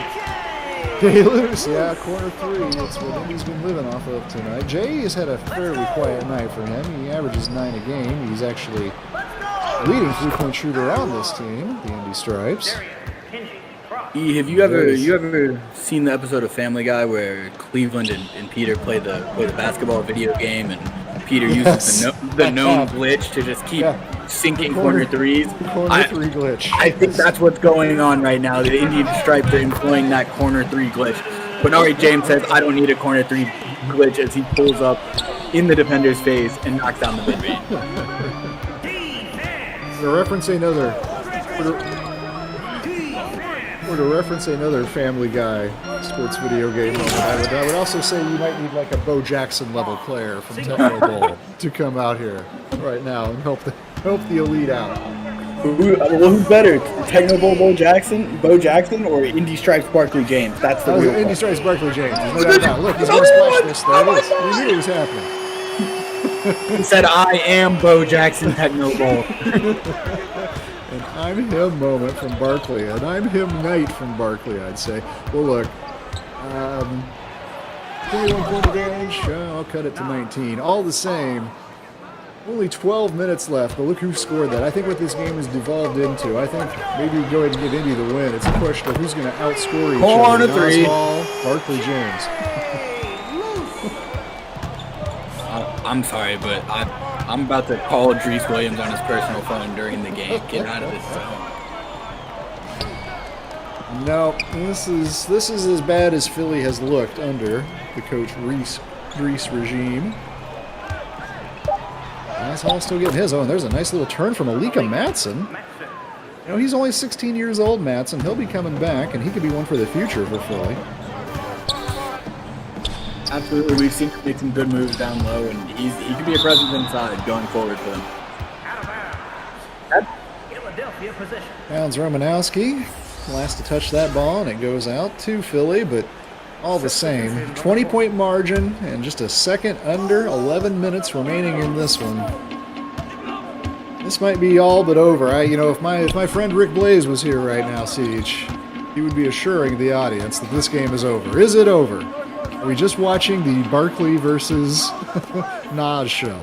Look, it's never over till it's over, but it's almost over. It's almost over, but I'll tell you what, we're lucky to have front row seats to this showing between Nas Hall and Barkley James. I mean, this is phenomenal.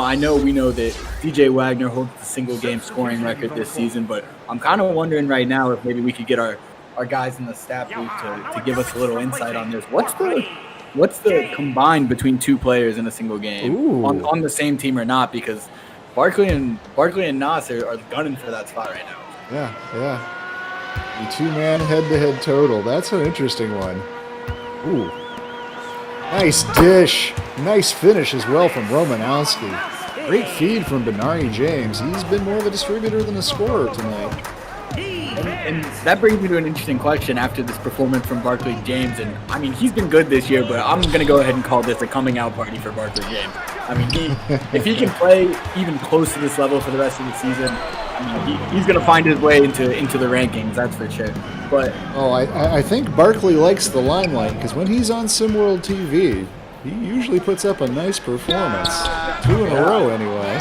He's a gamer. The lights come on and he's there. But I want to ask you this, E.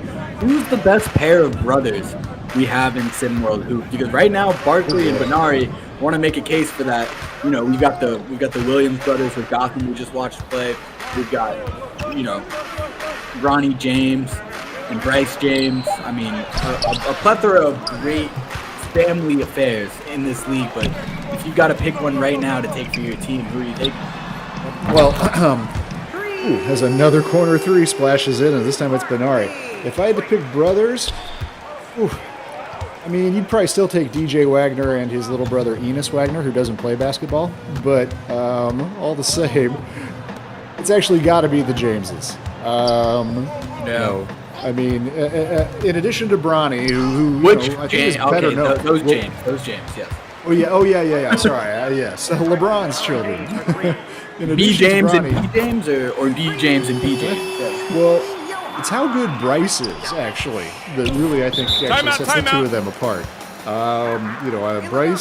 Bryce may end up being more of a talent than Bronny is. I know Bronny's obviously older now, got a year advantage. He's a little bit bigger, a little bit more skilled, a little bit more stats certainly. But Bronny and Bryce. Bryce as a distributor. Again, for some of the games I've got to call and watch them in, Definitely been entertaining. Hey, we have new ones coming up in our third game, too. We got the Hymans, Sean and Trace, so maybe there's a new contender for that. Time out here on the court. Huge lead for Indy. We're going to take a break, too. Come back. 48 seconds remaining in the third quarter.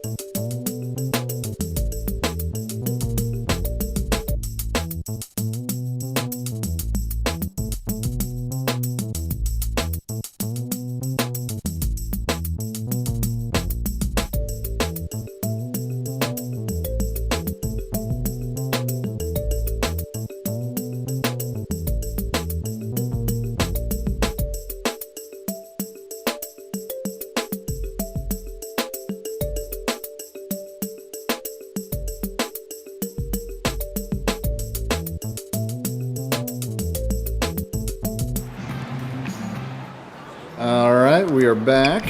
Philly inbounding. Under a minute to go here in a disastrous third quarter for the road team. Themselves in a 28-point hole. 28-point hole. That's interesting that's the difference. That's exactly how many points Barkley James have scored. On 10 of 10 shooting, folks. Also, interestingly enough, I believe the record for three-pointers by a team in a game is 20. Indy Stripes is looking at 19 of them right now. They've got a chance to break that single-game record. Ooh!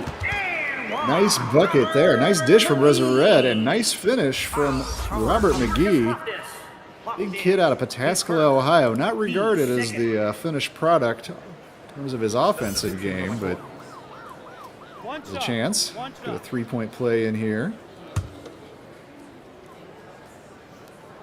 Extend the lead to 31 potentially.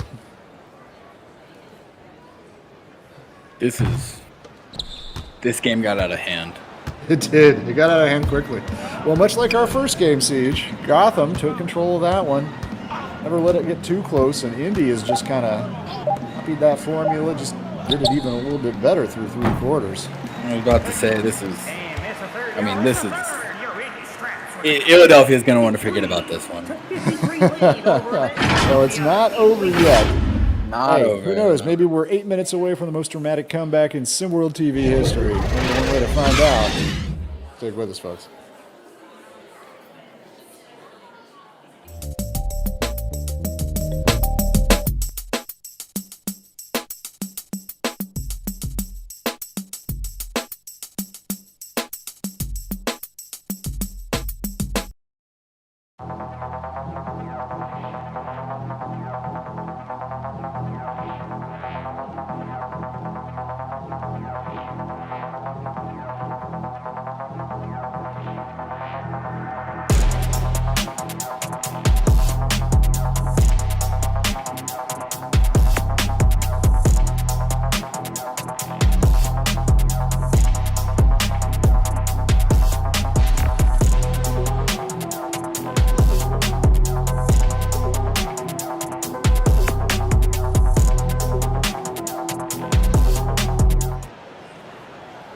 Team up by 30. All right, y'all, the fourth quarter. Let's finish Fourth it quarter to Indy go. in a fashion. Philly. First real stumble that Philly's taken as Coach Dries took over. 4-2 under his reign. Have lost a couple games already with Coach Dries in charge, but they were competitive in those. They really just have not been. Certainly over the first 24 minutes of this game. And it might be too early to say this, E, but I think this is the statement turning point for Indy Stripes in this season. I think they've had a couple guys come out, and there it is. I believe that ties the season single game record for Team 3. But I think this is they're coming out. You know, we keep saying we like them to be a team to contend, and tonight they've gotten some contributions from some guys that don't normally contribute this way. We've seen Marcellus Brungo have a huge impact. We've seen Barkley James have a monstrous, supersized impact. We've seen even Towns Romanowski, who we already knew could play. He's had an impact. I mean, we see them kind of use those guys who maybe weren't in the spotlight before. And this could be the turning point. This is where Indy Stripes says, hey, I know that Ill-a-delphia's got this resurgence going, but we're one of the better teams in this league despite our record, and we're going to take care of business tonight. The big man, Reza Red, comes up with a steal there. It's to Nova Jovic, and he's going to take a three, set the record. He does. There's a couple bounces to get it done, but that is a 21st made three-pointer tonight for the Indy Stripes. They have 89 points. They've got 6 minutes. If they can score 12 more, it'll become just the second team in SimWorld Hoops to hit the century mark this season. MDMV did it earlier this year. They got to put Barkley James back out there if they're going to get it. That's what I'll say. Another corner three. Sean Chapman Daly. He's getting in on the act. I mean, not that pretty much everybody has it for Indy tonight, but 3 quick threes from him here. 92-55. This is one of the more extravagant beatings we've seen in SimWorld Hoops. That's one way to put it, is Nas Hall buries another three. Well, that's 30 points for Nas Hall. He's scored more than half of Philly's total so far. I mean, Nas isn't going to go down in the rankings. Ooh, Sean Chapman Daly wildly off there. I mean, he able to rescue it. Chapman Daly don't care. He's going to try it again. This time he's short, long and short. Give it to him a third time, he would have dialed it in, but here comes Philly. Long and short. That was my nickname in high school.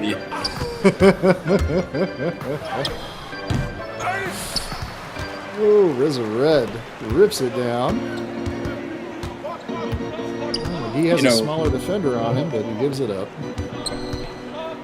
Not to trail too far off topic here, but when I dabble, it's 92-58 allowed, Siege. We can trail it all off topic. Just some backstory on Siege. When I dabbled in high school hoops, we had our walkout song for our first couple games of the season. I walked out to Shaba Ranks. Great tune, if you will. Yes, but, love it. Thank you. Thought I'd give you a little insight on my hoops career. Oh, no, averaged a solid 4 or 5 points on maybe, 45% from three. I took maybe 2 of them a game. Okay. A specialist, a little bit. Solid ninth man, nothing crazy. Just the little Jewish kid who could shoot. Every team has to have one. Yeah. I could shoot a little bit too in my day. Just don't ask me to dribble the ball. Things don't work well. I'm not incompetent at it, but I was never a threat to drive inside of anybody. Let's put it that way.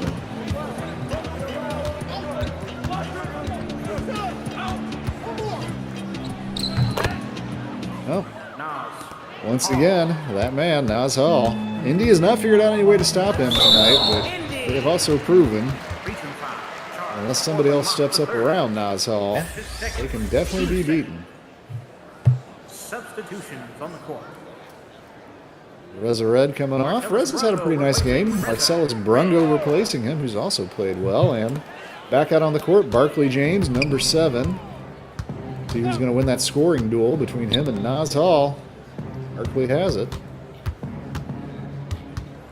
And Barkley going to try to work inside, gives it up. Ooh. Look at him in the corner! Well, instead that was a misfire from Chapman Daly.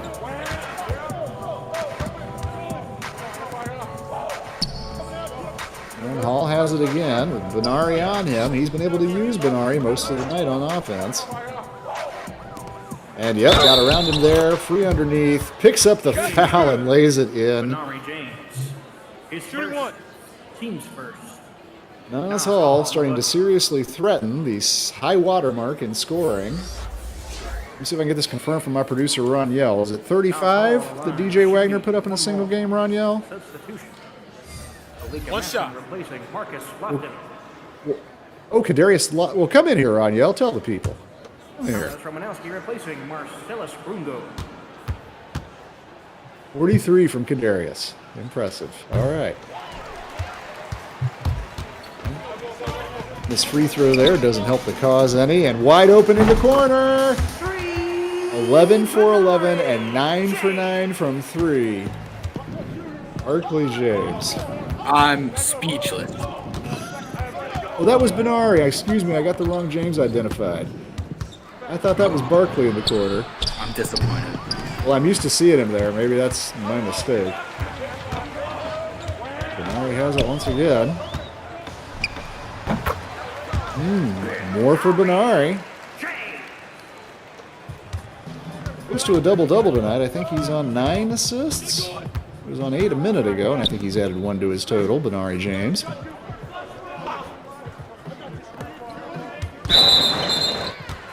Ooh, a 3-second violation. Just to get sort of every form of everything going wrong for Philly tonight, have a 3-second violation added to the mix. Yeah. Substitutions on the court. Well, Nas Hall going to stay out there for Philly right now. yeah, he might as well fill it up. I mean, this game is. I'm willing to call it over at this point. Oh, I think 37 with we 3 all minutes are. to go is all but mathematically impossible Over. to get Yeah. there. But hey, and I also think Indy clearly going to get over the 100 mark. Well, I shouldn't say that. They could really let off the gas here, I suppose. But that's one thing you got to watch for. Indy getting over a century, and maybe do it here on this possession, and also the Barkley James Nas Hall scoring duel. Let's go! Look at that. Just a 2 from Barkley on that one. Oh, I thought that was gonna be his 10th 3. That's insane. Not quite. Ooh, nice drive from Quan Singleton, but he can't get it. And Romanowski has the rebound. Another chance here. Get it into 3-pointer. Barkley's hands. He's open in the corner. Oh, you gotta find him! Oh, Romanowski. 3 seconds. Didn't see him right there. 3-pointer, 2-pointer. Barkley James don't care. It's going in. Well, Barkley's going to go to the line. He's got a chance to add to it here on the defensive 3-second violation. Look, I don't want to get ahead of myself, but is Barkley James the best player with the last name James in the league? It's just a question. It's just a question. I don't want to get ahead of myself, but I want to pose the question. I don't know. Tonight he is. Every time he's put the ball up, it goes in. We should probably get this guy a drug test after this game. I don't know. I don't, and Barkley again staying out there. Bernardi goes to the bench. Barkley has it. Barkley's the best player. I would take him over Bronny or anybody tonight. Not tomorrow, but tonight. The one I want is Barkley. I mean, he probably also heard me say that Ireland Early's arguably the best shooter in the league, and he said, I'd like to put my name on that list. Because this is a performance for the history books. This is insane. Oh, and look at that. He comes up with a steal there. Kid does it all. The Stripes are indeed over 100 now as they lead by 40. Game's not over yet. You're right. We're 1 minute and 38 seconds still from mercifully having it end. And I actually saw Drees Williams walk out about 30 seconds of game clock ago to go turn the bus on, warm it up. They're out of here. As also, side story, Reza Red's mom just came by and gave us her famous cornbread that resulted in Reza Red's size. So we'll be The trying existence that. and size of Reza Red. Yeah, maybe we'll get a few inches on her. I will take some of that Red family cornbread. I grew up in the Midwest myself. I'm a cornbread connoisseur. Oh, so you'll be able to give us a true rating. Oh yeah. Oh yeah, I can do that. Well, the home crowd here happy with what they've seen. Really, the whole team has shined. Gotta give at least a BB plus to everybody. Oh, look at that block. I think that was Brungo who got his hand on it. Under a minute to go now. Novajovic. Gotta give him credit. Played really well off the bench, and credit also to Coach Javad Storm of the Stripes. Sort of seeing these combinations that have worked so well for Indy tonight. I mean, this is disgusting.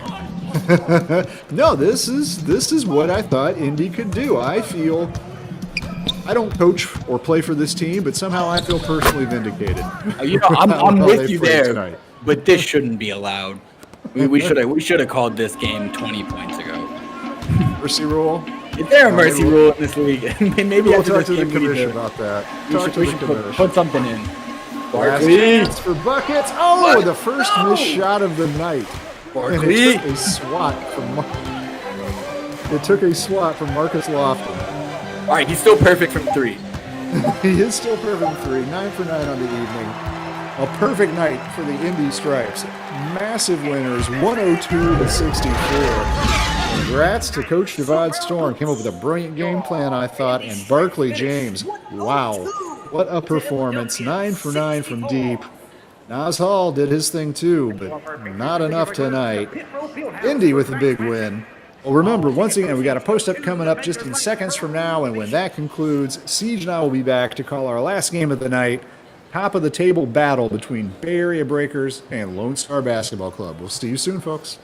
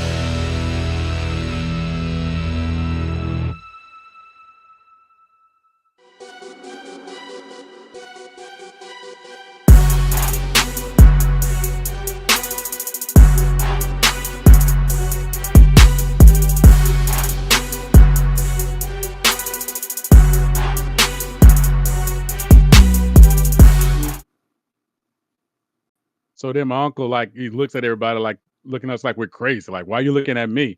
And we pointed at his pants. He says, "Oh, you think that's nasty? You should stay on the inside." Oh, no. Oh, wait, I'm sorry. My bad. Hello. Welcome to Post Up number 2. This is Maestro, joined by my dude, the only man I know to get banned from Snake from his first Motorola phone. Back in the day, you paid extra after 8. Rick the Blaze. How you doing, fam? Yes, sir. Hey, man, I'm good, man. I'm good. I'm coming in hot. We here.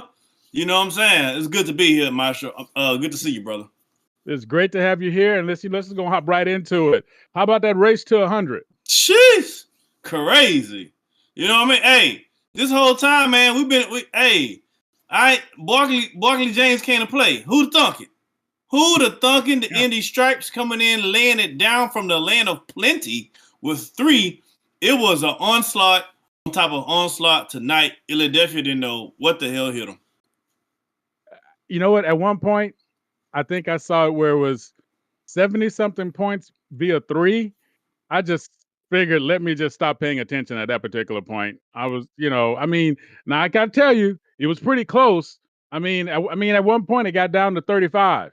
So, I don't know. I'm just saying it was real tight. But okay. So Blaze, yeah, pull no punches, tell no lies. What in the heck happened? It was just one of those nights. It's just one of those nights where the shooters are shooting and everything's doing good. On tonight, Barkley James had 31 points. Bernard had 21 and 10 assists. Nojovic had, I can't never say his name. Johannesburg had 21. I don't know why I even try. I tried. It just doesn't work. Jay Lewis, everybody hit. I think everybody who could shoot a 3 made a 3. On tonight, this team tonight, the way they shot would have beaten anybody in SimWorld tonight. No doubt. I think they made like 60. I think they had like 66 points or something off of threes. That can beat anybody on any night. It's just one of those nights where everything went right. That's making me crazy. I ain't gonna lie to you. That's making me crazy. Straight up making me crazy. And I'll just tell you something. Just straight up from the side, like straight up from the sideways point of view. I'm like, okay, at some point, somebody's got to make a decision, right? Close out on the shooter, get in the lane. Just a decision to not make it so easy. Cover backside, never happened, and all those threes were led to by what? Great passing, great ball movement. Correct. And that will work every time, especially if you catch a team flat-footed, and that's exactly what went down tonight. All the passing lanes were open. Flat-footed. They ain't had no feet. They caught somebody with no feet. Oh my goodness! There you go. you gotta have feet to stand flat-footed. I can't even say. So okay, straight up now, Blaze. Before I want to talk about something else, but I'm going to ask you. As a matter of fact, let's move on. Let's just move on. Let's get out of here because you know what? I can't even say what I want to say because I don't think the producer got a dump button. So I'm just going to kind of move on to what we're going to talk about next here. Records. Yeah. Records in the league here tonight. Okay. So is this the biggest margin of victory that we've seen so far this season in SimWorld Hoops? It kind of feels like it. Well, what was the final? I know the other team the other day, last week, a couple weeks ago, got beat by 50. Remember? They got beat by 50. Was this a 50 point? Was this a 50 point shellacking? It felt like it. Math is hard, and I like math, but it felt like it. Wait, here's the thing. There's a 50-point shellacking, and then there's a. It doesn't matter what you scored; it don't matter shellacking. Right. Somehow tonight felt like that one. It felt like, you know what? It was okay. So they scored 65. It was 65 for him carry the 7 minus n and then times pi. You know what? It was we really kicked your butt shellacking tonight. Right. Woo, mercy. Right. This game tonight felt like a black person trying to sit in the front of the bus in the 50s. Oh my goodness gracious. Too soon? I don't think we so. There we go. So let's look at it. We've had a player score darn near 50. Mm-hmm. I'm sorry about that, producer. We had we've only had one triple double, which kind of surprises me here so far. And oh, by the way, Aaron Payne became a dirty again tonight. I got to give my boy some credit. He came out there, 8 points, four rebounds, 3 assists, a steal, 2 blocks. Just dirty. I like it. I like what it's like that. He needed 10 points to get that win tonight, though. Yeah, eight was just a little too short. See, now you got to go talk dirty. I'm sitting here trying to enjoy my wedding cake. I'm trying to enjoy my wedding cake, and here you come talking about that night at prom, and just give me something. But yeah, but look, here we go. AT-Aliens, after getting it handed to them in Australia last night, come back tonight, win by 1 on the road again in H-Town. Your H-Town Hoopers, I know that's your people. Yeah. I know that's your people. But, oh, by the way, got to give them credit. 21 points in the fourth quarter, but they needed 23. Yeah. So, what happened? What happened with H-Town? Well, I'll say this first and foremost. That sounded kind of fun to get handed in Australia. I might take that up one day. But anyway, hey now. Hey, I go back to what I've been saying every time I'm on this broadcast. The parity in the league, every game, you got to get up for, or you can and you will get beat. That's just the bottom line. That's just the bottom of coming into it. I don't think nobody had ATL winning except the parents of the players for ATL. But ATL had themselves winning, gave themselves a chance, stayed tight, kept the game close, and was able to pull it out late, man. So give credit to ATL, man. And I love that these guys come out here and play hard regardless of the record. So you got to give the players credit, you got to give the coaches credit, and you got to give the league, SimWorld League credit, because the parity and the talent, it's all over, man. And anybody on any given night can win in this league. If you can't get down with that, we can't be friends. That's just the way it is. And if you want more takes like that, you can always check out Blaze. Oh, by the way, Blaze, happy 420 day. I mean, I know it's not 420, but it's coming. We got 2 more days. Yeah. Well, look. I know every day is 420 day for you. So you can always check out my boo on Blaze and Takes. He's always got it going down. One of the great podcasts in SimWorld Hoops. Also, the Marsh Pod with Marsh, Mr. Media. And of course, the #1 podcast in the universe, Around the Table with E-Lava, Champagne Voice, and the Fat Man, my fun-sized boo. And if you want to join us on Discord, don't forget, man, let's go on and hit it. Discord.gg/SimWorldNBA. See the game, be the game, baby. If you got some brain, come on, be a coach. Show us what you really got.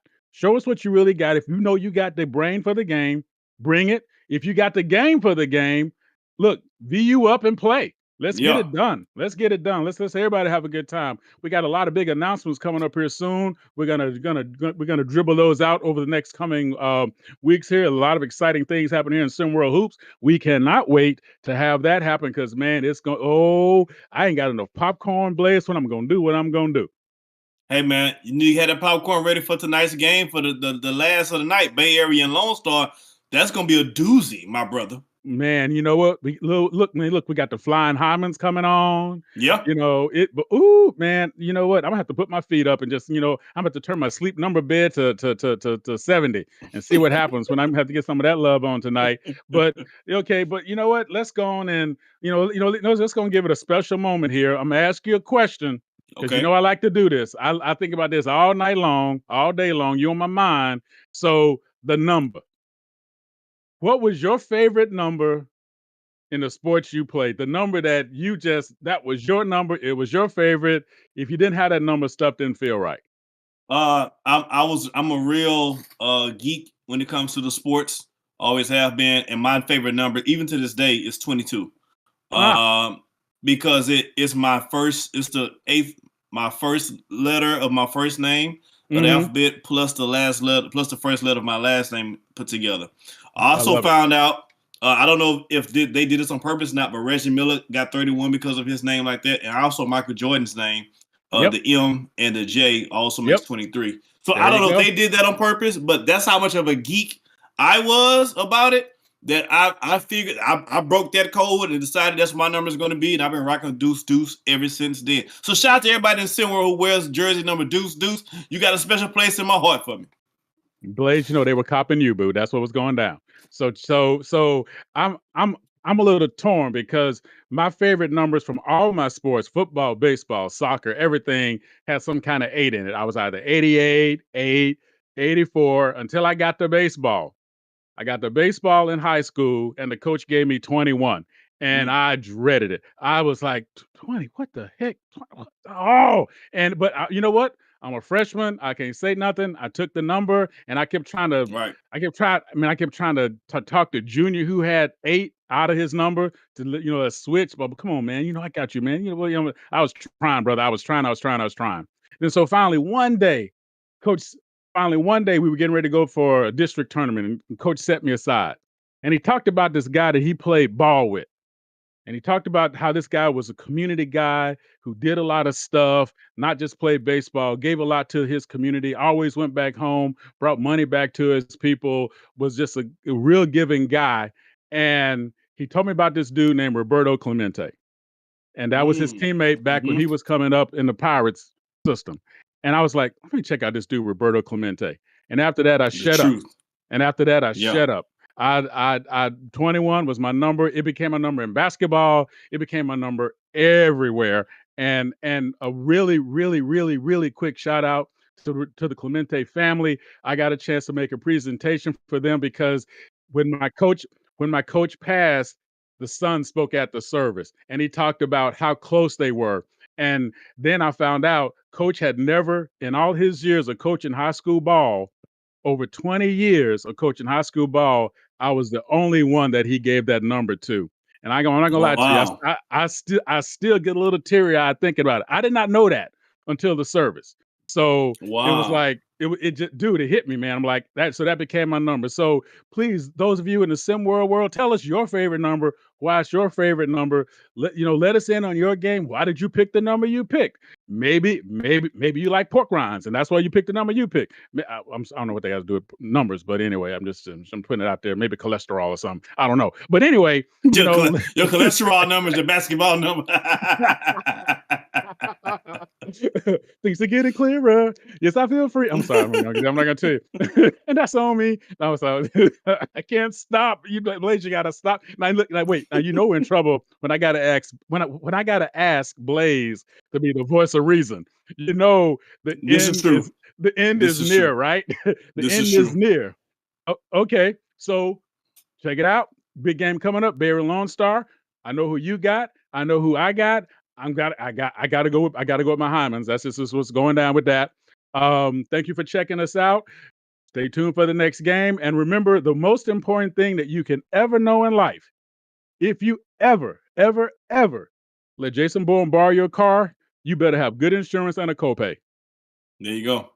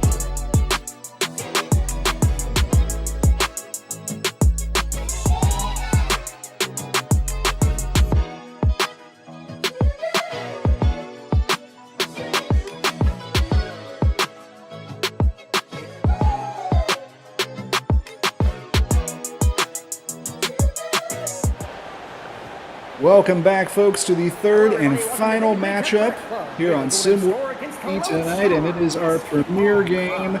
Bay Area Breakers, 6-2, hosting the 7-1 Lonestar Basketball Club. Two teams near the top of the Legend Conference.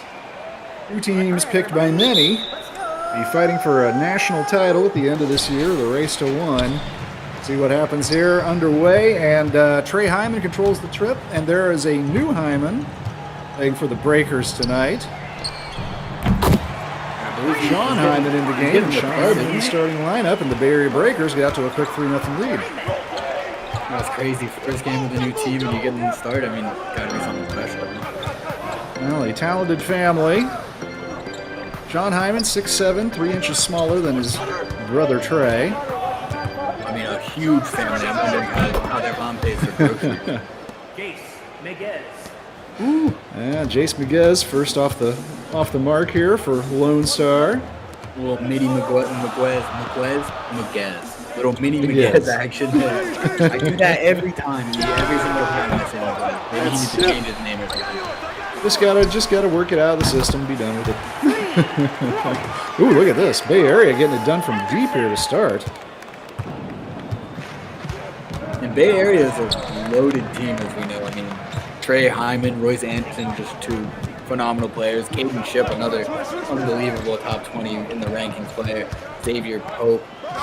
Dime Hardaway off the bench is crazy to have a guy of that caliber coming off the bench. But on the other end, Ronnie Shanahan, too, a player I really noticed in the preseason. Curtis London, also ranked. I mean, Xavier Pope. I mean, they're stacked in ranked players. They're stacked in talent, and I mean, they're a tough team to go up against. I mean, as we said, the Hyman family is a big family, and Trey Hyman is an animal inside. I mean, he's a monster. I get speechless when I talk about him because I've never seen a kid that big. He makes Reza Red look small. It's unbelievable. But on the other end, you got a tough matchup with this Lonestar Basketball Club. They don't quite have the same, touted players specifically. They've got a couple guys. Jason Miguez is ranked in the top 20. You can get from right outside the top 20. Derek Long and Tyler Marr both, ranked in the top 100, but not super high. But I mean, this team plays like a team. They've got a lot of guys who aren't ranked. Mason Green, another 6'11" guy that they have starting. I mean, they've got a big front court to contend with that Hyman brother front court.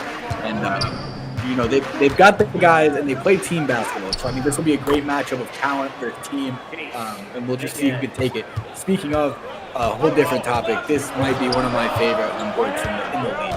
It's an absolute beautiful view we have here. Yeah. Well, it's a beautiful part of the world, and it's a beautiful facility here that Bay Area has. And as you're saying, this is a truly loaded team.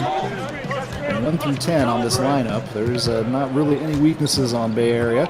But for Lonestar, it's been impressive. Returning veteran Nene Gibson. And the newcomer, Jace Miguez, formed a potent 1-2 scoring punch. And there's Nene going to take the jumper. Can't get that one to go, but rebound goes to Derek Long. And he has been a force inside for them. Never going to be a 20-point, a night scorer. Certainly not this stage of his career, Derek Long, but long range three. Miguez actually a better shot of that thing going down than he probably deserved to.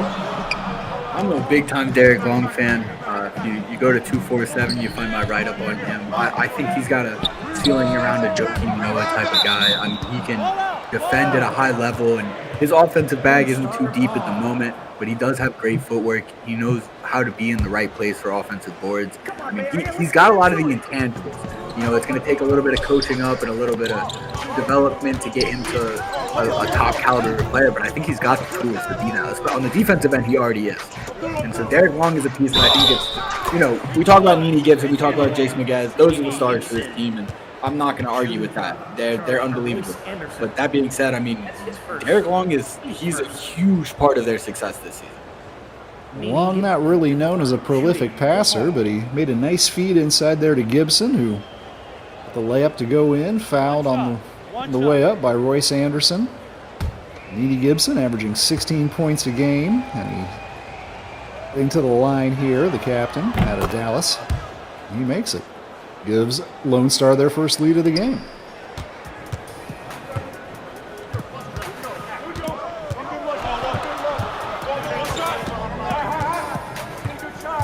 Royce Anderson has it here. Gives it up. Hayden Ship going to try the jumper. Won't go. Rattled around up there. There's another person we were just talking about, Mason Green. 6'11", 200-pounder. I mean, we've got two huge front courts going at it in this game. And then we've got, the scorers behind them. Meanie Gibson and Jace for Lonestar, and Royce Anderson, Xavier Cope, Cody Chip, Don Hardaway off the bench for Bay Area Breakers. So, I mean, we've just got a really special matchup here, and it deserves to be our nightcap. Let's hope it holds up to it, though. Ship gives it back to Anderson, who picks up a screen from Hyman and takes a long shot. Won't go, and Mason Green, another rebound. It is a formidable front court that Lonestar's throwing out there tonight. The 6'11 long, or 6'10 long, and 6'11 Green. Trying to counter the size and skill of Ray Hyman and his brother Sean, new to the game. Shot there won't go, and up again. Here comes Chip and Anderson. Nice interior pass and bucket. Xavier Pope, averaging 14 a game, second highest on the Bay Area Breakers. Andy Gibson got his defender on his back, and that's not a good situation for opposing teams. It's that bucket to go. And there's Sean Hyman, and look at that.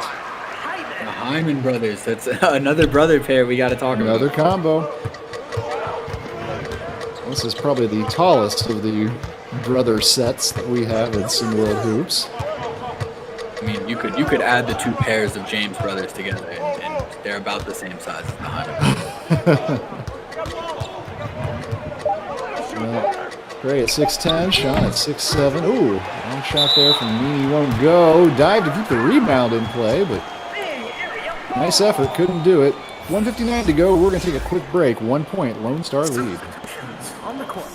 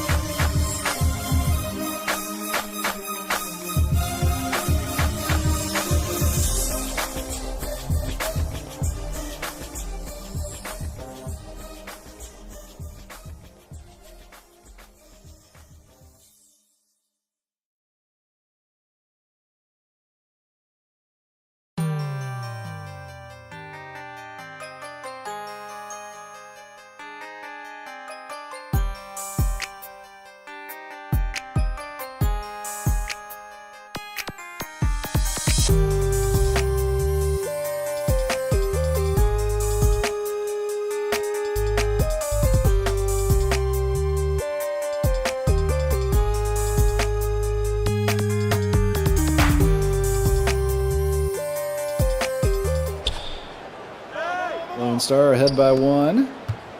Just under 2 minutes to play here. Opening quarter, and Siege, for the first time in our 3 televised games tonight, we're going to have a close ball game at the end of the first quarter. Don't jinx it, E. Don't jinx it. I don't think either team can get out to a double-digit advantage with 90 seconds left. It's just, it's too much to ask. Never say never. Subs out on the court. You got LaShawn Berry with the ball right now for Lonestar, and he whips it over to Gez. Gez once again forced to take a long shot that won't go. His shooting percentage not going to be great this first quarter, but it's not all his fault. He's had to take a couple of just very deep threes. Oh, look at that steal. Nice rip. Captain Moore. Foul on the shot going up on this end will send Lonestar to the line. Team second. That will be LaShawn Berry. You know, he's a SimWorld vet, played last season. 6'6", 200-pounder is averaging 3.5 points a game and 2.5 rebounds. Berry is a noted, capable athlete, drawing the attention of schools including Clemson, Southern Methodist. It's the first one to go. Yes, getting a little break coming out of the game, and there's another holdover from last year's Dallas Stars team. Chris Yardley coming into the game, another leaper and athlete.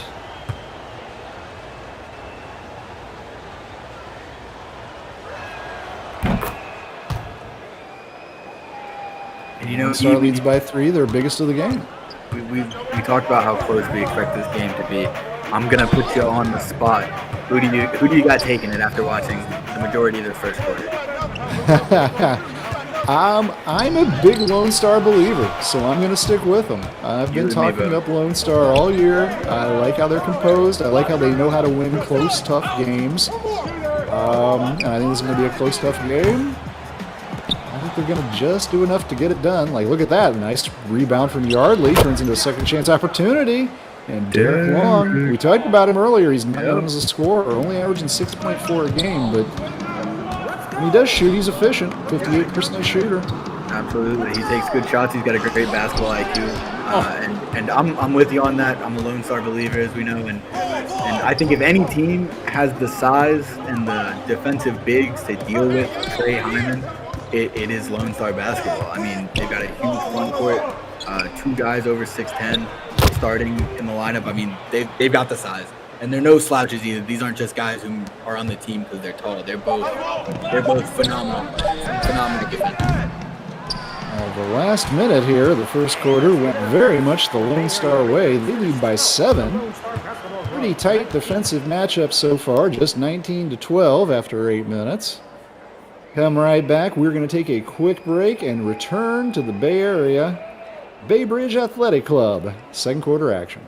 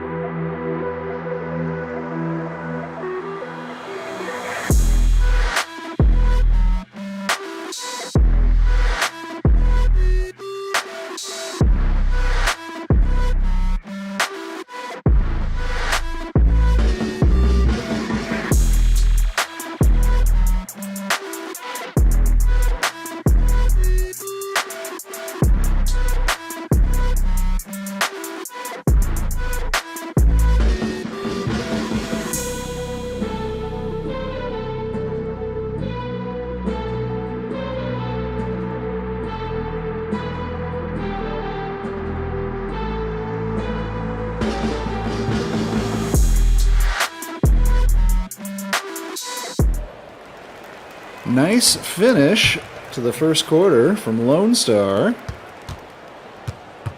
And they have broken out to a 7-point lead here, and they have the ball to begin the second quarter action. Earl Marr trying to bring it up, and he is just hassled by Curtis London, who picks up the foul. That's his first. Team's first. Derek Long set to inbound and gets it in for Lone Star. Indy Gibson out there, or Tyrell Marr, excuse me. Marr has it. Ooh, almost lost it. Dribbled through two defenders. He's it taking it himself. Shot hard off the back of the rim.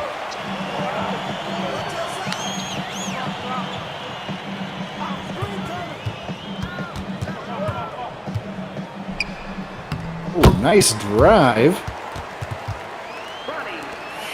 Ronnie Shanahan, one of these talented Texas kids who've ended up on teams from South America to all over SimWorld hoops here. And Shanahan averaging 5 points a game, gets a bucket to go there.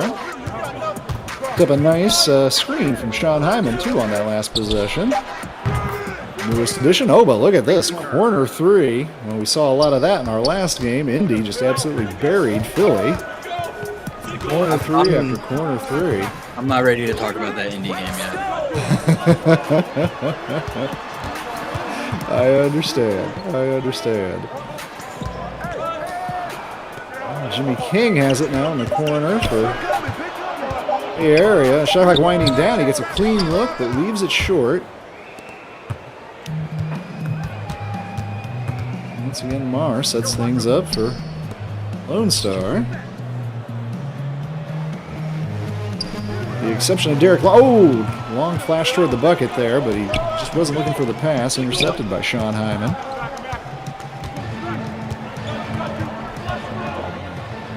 Ronnie Shanahan again. Oh, that time he can't get his shot to go, and it's cleared off by Barry.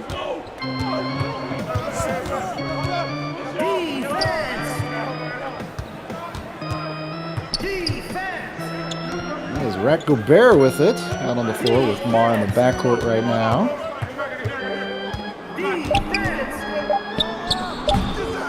Marr, definitely a weapon for this team off the bench. He's been averaging 8 points per game in a reserve role. Can't get that shot to go there. He started this one cold.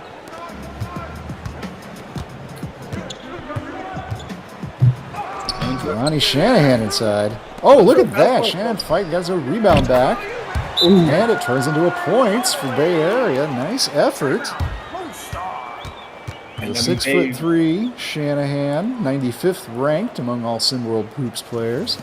And Bay Area can't let this game slip away. Lone Star basketball club is the kind of club that, I mean, like, they get a good lead, and it's hard to come back on them because they play such a disciplined brand of basketball. I mean, if they get a lead, it's hard to come back on them. They play the way they play paced. They've got good scores. They've got good bigs. If you get in a deficit against them, you're going to have a tough time. So that's a big shot for Bay Area on the second chance points. Just keeping themselves in this game. Don't let it get to a double-digit deficit. Don't let it slip away, because Lone Star basketball, once they get ahead, it's hard to come back. Both these teams are senior heavy, so to speak. Only 3 players on each squad under the age of 17 this season. Which doesn't necessarily mean that they're not bringing anything back. Mork Thomas, Mason Green, and Rat Gobert coming back for Lone Star next year if they can hold them, as well as Jimmy King, Sean Hyman, and Blake Gillenwater. All potentially second-year guys next season for Bay Area. Indy Gibson back out on the court, and he can't get his shot to go, and instead, here comes Xavier Pope in Bay Area.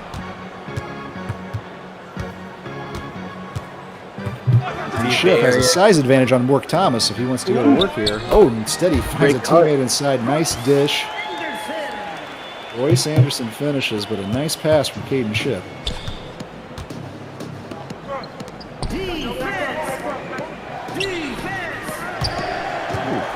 Ooh, way short on the jumper. Well, you know, it didn't go, but you love to see Mork Thomas not afraid to fire it. That's what I'm saying. He's a utility point guard for them, but you like to see him at least shoot some shots. The average is 2.4 a game, but More than 4 rebounds, 3.5 assists. Thomas, good all-around contributor. Oh. Wow. Sean Hyman. Holds to the rim, shows what he can do there. Says Trey didn't get all the skill in the family. I can do some things too. Yeah, he's looking pretty good in his first game here.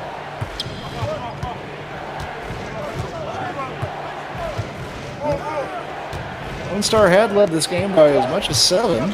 Led by 7 coming into the quarter, actually, but then a struggle in the second half, and Indy Gibson can't get that shot to go either. Bay Area can tie this up or take the lead. It's big time, like I said, can't let it slip away, and they're not going to let it. Ship drives and scores. Tough shot, but it went through for Ship. Averaging 15 points a game, Caden Ship, high mark for Bay Area. Being recruited by Gonzaga, as well as Oregon and Oregon State here locally. Oh, look at that move. Nice spin from Mason Green, but he couldn't get the shot to go down. I think Mason He Green's could have taken a couple overlooked. steps there, Siege, and really attacked. Yeah, and he's definitely got some things to work on with his game. He's not quite at the level Derek Long is yet. I do think he's got a similar ability. I think he could be, to be honest, I think he's got a little bit more offensive potential than Derek Long does. Derek Long is he's a good offensive player for what he is. He's a defensive anchor. Mason Green, I do believe, has a little bit more. He's a little younger than Derek. He's got a long way to go, but I think he's got a little bit better offensive potential, and I think he's a little overlooked because we got Derek Long there in the front court. Mason Green is just kind of seen as like, their second front court guy, but he would start on a lot of teams. He starts on this team, and he would be the star of the front court on a few teams in the league. He's a very talented player. Well, timeout on the court. Long Beach wants to talk it over. Bay Area has regained the lead. 2:47 to go in the first half. We're going to take a quick break, too. Come right back.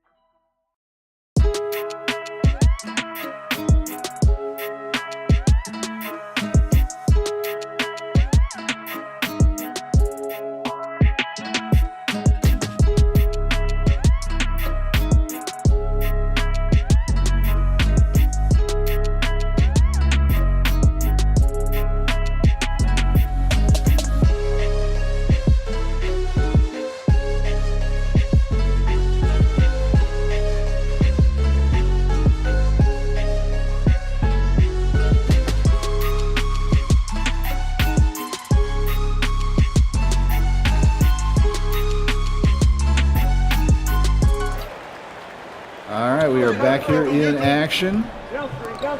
A-Breakers back on top.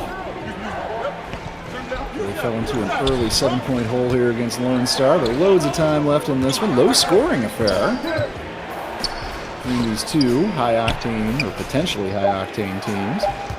High-octane teams, which means they both prepared to face that high-octane offense. And as we know, they're both very talented teams, well-coached teams, and so they prepared well. And despite what we might have thought, seeing a high-scoring game, we're gonna see a defensive battle here, and that's what's gonna decide it. We know that they can both score, but who can defend at a high level?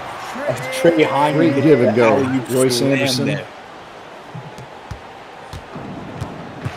Trey Hyman finishes it off. Bay Area.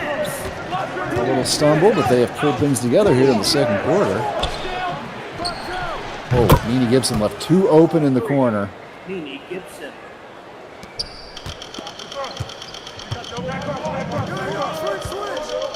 Jace McGiz. Gibson and McGiz can definitely both light it up from outside. A little lapse there from the Bay Area defense to get him open in the corner.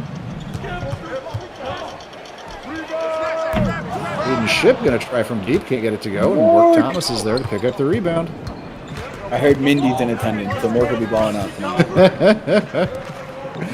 That's a 1970s, early 1980s at most reference, folks. But, hey, if you're like me and you grew up with a crush on Pam Dauber, you know what the man's speaking about. That was far before I was born, but I do know the program. I do know the program. It's almost before my time. Mork and Mindy, of course, folks. Rick Thomas's parents know what I'm talking about. Time running out here in what has been a close, surprisingly defensive first half. Xavier Pope can't get that shot to go. Mason Green with another rebound. The big guys for Lonestar have been doing their thing this game. He thought about going up with that and then thought better of it.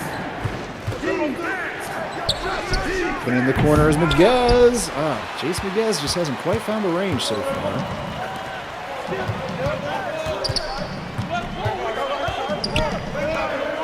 Nice dish from Ship. Well, this time Hyman can't finish it, however.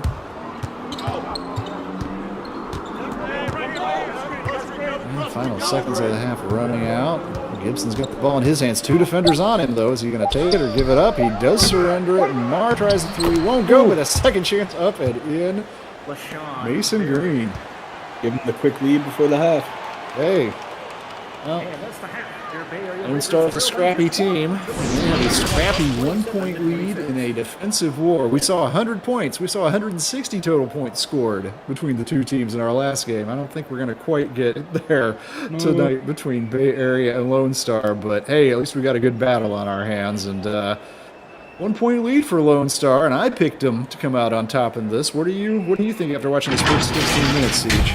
I think it's going to be a tough game. Both teams playing great defensively against two very high-octane offensive teams. I'm kind of there with you. I think the discipline of Lonestar is going to pull it out. We've seen some guys. Mason Green has made a great impact so far. Obviously, the stars for Bay Area doing their things, but I think at the end of the game, this discipline, like we said, whoever's going to be able to defend at a high level at the end of the game is going to pull it out. And right now, I think that's going to be Lonestar. Well, both teams playing really tight defense in this one. There you can see it. 41% shooting for Bay Area, just 39 for Lonestar. Let's see if the offense can get unglued or if it's more defensive, sticky trench warfare in the second half when we return.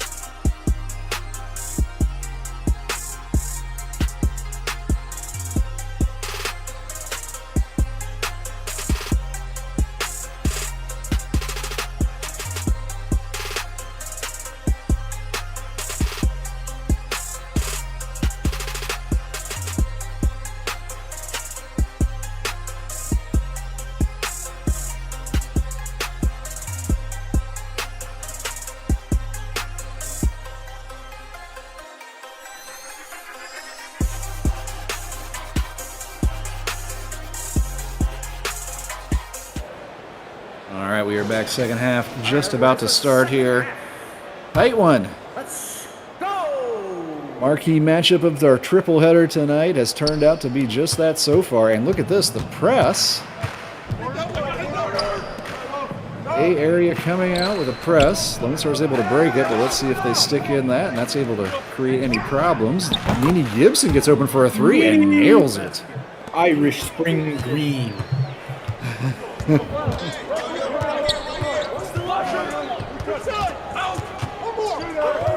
Ship looks to set things up for an answer here, and he finds, he had Hyman inside, but they just miscommunicated. Lonestar ball.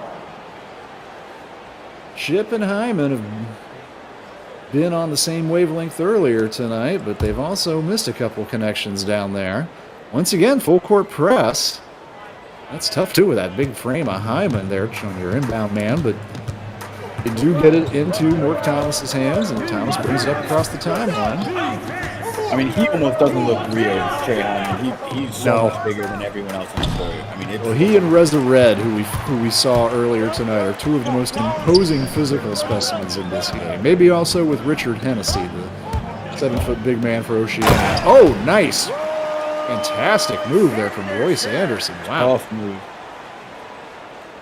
6'6", 180-pounder.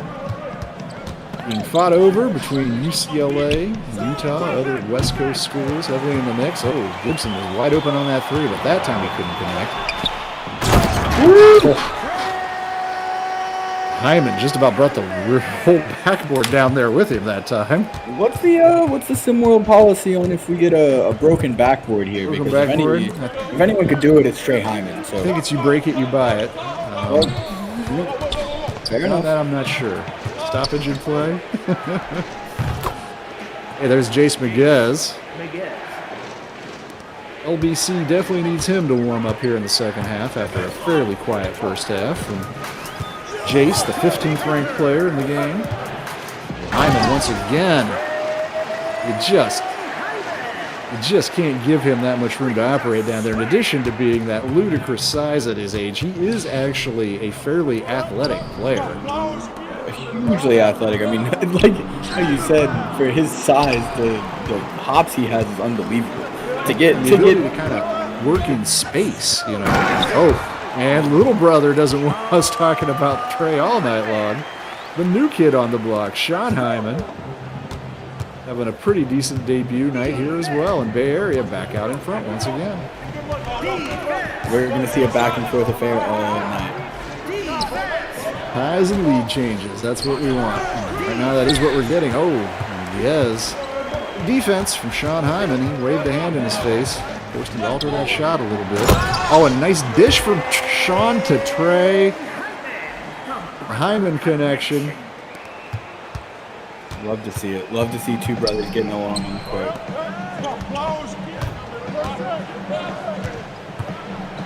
Meanwhile, for Lonestar, looking to calm things down. Defense on this possession, however, so far. Miguel gets a little bit of room to operate, and he gets a tough bucket to go, about a 20-footer. That's all he needs, just a little room to operate. Timeout. Bay Area wants to talk it over. 4:41 remaining here in the third quarter. Once again, got another battle between these top two teams going on here. Highlight on SimWorld TV. I want to remind everybody, SimWorld TV will be coming back tomorrow night. You don't even have to wait very long, folks. We're going to be back on the air. We got a doubleheader. Beasts of the East hosting this Bay Area Breakers squad tomorrow night. So, Beasts, possibly best team in all SimWorld. I mean, they're in there with a shout. They got 8 wins on the season. Impressive. I guess this Bay Area squad should be good. And then Cascadia and Heartland, who we saw tonight. Heartland's going to be looking to get back on the right track after, just taking a whooping tonight. Really no other way to put it. But anyway, got a doubleheader back on SimWorld TV tomorrow, 7 o'clock Eastern Time. Beasts in Bay Area. Hope you'll be there for that, folks. Well, I certainly will. 2 good games. Should be 2 good games. Can't And Beast wait. versus Bay Area, East versus West battle tomorrow night. Actually, that's a marquee matchup. Absolutely. You know, 2 teams who can at least make a credible argument to be the best teams in their conferences going head to head. Reed Redmond going up against these guys. Won't want to miss that. Breakers fans, let's go! And who do you got in that one, E? Let's get the early prediction. Oh, boy. I might kind of have to like Beast. They just get it done with, and it's not stars we talk about. People aren't on the Discord, and you do have to go to our Discord, by the way, if you're out there listening. If you're out there listening and you're not in our Discord, that's just ridiculous. That hardly even makes sense. So correct that. Oh, Jeez. Ray Hyman is really starting to go to work now. He is a Jalen handful. Pratt at 6'3" was never going to do much to stop him there, but He's got almost a foot on Jalen Pratt. Probably about 50, 60 pounds. If I'm not mistaken. psychologically it probably feels bigger too. All I could bet you're standing next to Trey Hyman. He feels like he's got 2 feet on you. Well, Lone Star's been looking for an answer to contain Trey, but they're hanging right in this game. And there is Derek Long. Great stuff. Derek Long with the impact. We talked about how arguably the key player for this Lone Star basketball. Oh, great defense by Hyman. Came over, forced Miguez to change hands and missed that shot. Hyman now has Miguez on him. He should be able to take Jace. See if he can get it down low. Well, he's out top setting up screens right now, and Dime Hardaway's just going to attack and get the bucket on his own. 6'2" guard out of San Diego. Dime Hardaway is saucy. That's how I would describe his game. He's got a saucy game. 2-point lead for Bay Area as we come up on the 3-minute mark. Bay Area stuck with this press all third quarter. It hasn't caused any turnovers directly, but it has forced Lone Star to take a little bit of time off the clock. Tyrell Marr able to get a bucket to go there.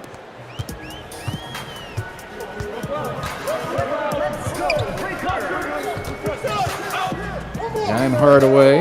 Oh, nice dish. Dime's averaging 5 assists a game, but that time Trey couldn't get it down. Great defense from Derek Long, one of the few bigs in this league who could even contain Trey Hyman. There's Yardley back out there for Lone Star, and he surveys things. 6'4", kind of a point wingman. Playing his one right now. Jace Miguez drives inside. That was not an easy bucket. And it's not been an easy night for Jace. He's struggled with his shot. Hasn't been that efficient, but nice looking move. Good attack there, and he has Lone Star back on top. Bay Area doesn't like that. Coach Dre Pope calls timeout. Wants to talk things over. 2:07 on the clock in the third quarter, and once again, Lone Star holding on to that 1-point lead. We've got our first tight matchup of the night. Nice to finally see after the last 2 games we saw here. Just nice to enjoy some nice competitive basketball. Yeah, yep, nope. Don't have to go on 100-point watch or make the fourth quarter be about who's going to be the high scorer in the game. Nope, just a nice competitive game. Although I'm not going to say I didn't enjoy Barkley James' performance tonight, as well as Nas Hall. But Barkley James put up one of the performances of the year tonight, folks. If you didn't watch our second game, you need to go to YouTube. Go to SimWorld YouTube. Find these clips, find the shots. Barkley James was Jordan Poole-like tonight. I don't know. What was the comp for that kid tonight? He just Ray Allen. Ray Allen. Thompson. Shorter Ray Allen. Fine. I can go with that.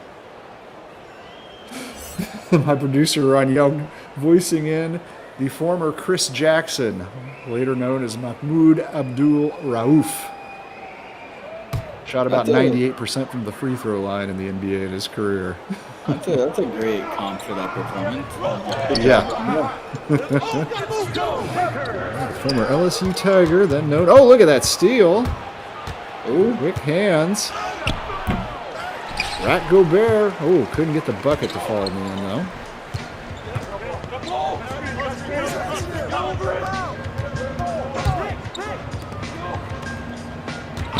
Dime Hardaway sets things up once again. Goes to work on Miguez and gets inside him, but that time couldn't get the bucket. But look who was there to clean it up and put it back in. He's too big. You just can't contain him on the offensive glass.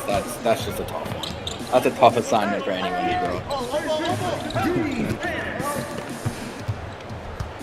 Well, Tyrell Marr gets the ball here. Oh, almost turned it over. Great defense on him. Oh, three from Miguez, and that's just not quite falling. But the ball's kicked around. Ends up actually in Miguez's hands. He clicked it back over to Rat Gobert. 1 minute to go now in the quarter. Great hustle there from Lone Star to get a second chance. And they draw the foul. Oh, that is a tough foul called there on Curtis London.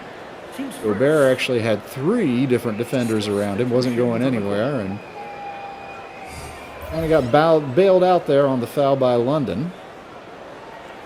Yeah, he did. Now, Curtis London, known as a 3-and-D specialist. D's been there, but struggling with his shot this season. Nitty Miguel. He's tough from the mid-range.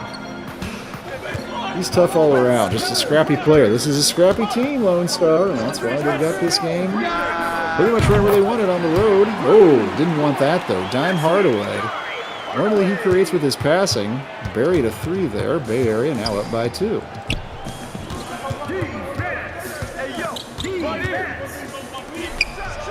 Oh, quick 3 up and in. Confident Big stroke. time. More on that one. And who's going to take this lead into the fourth quarter? Let's see. Well, Lonestar up by 1. This is how we finish things at halftime. It'll be no change over these 8 minutes of the third if the area can't get a bucket here. They'll probably try to hold for what should be a last shot. Oh, up and in. Blake Gillenwater. Basically the 10th man on this club, Gillenwater.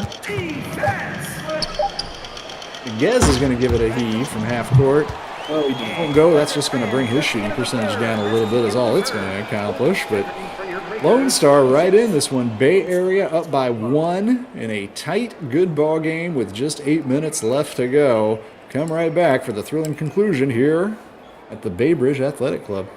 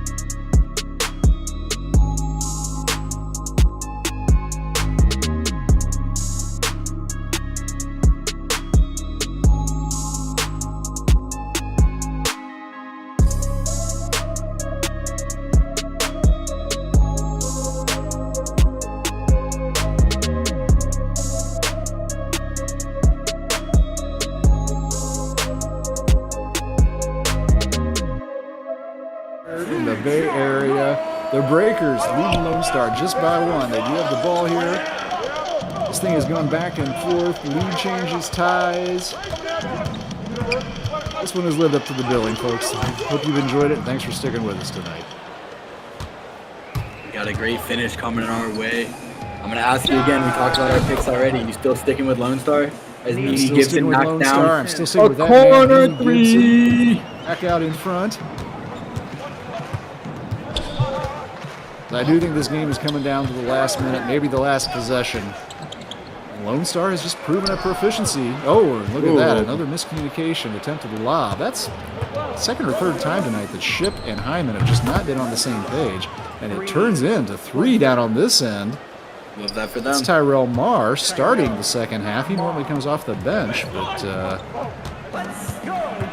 Coach Evan Atkins has him out from the get-go in this second half. Go Breakers. I got him. Oh, Go Breakers. I'm really getting Marr into the just kind of atmosphere. lost. Caden Ship on that one. Caden Ship won't get an easier 2 points than what he got there tonight.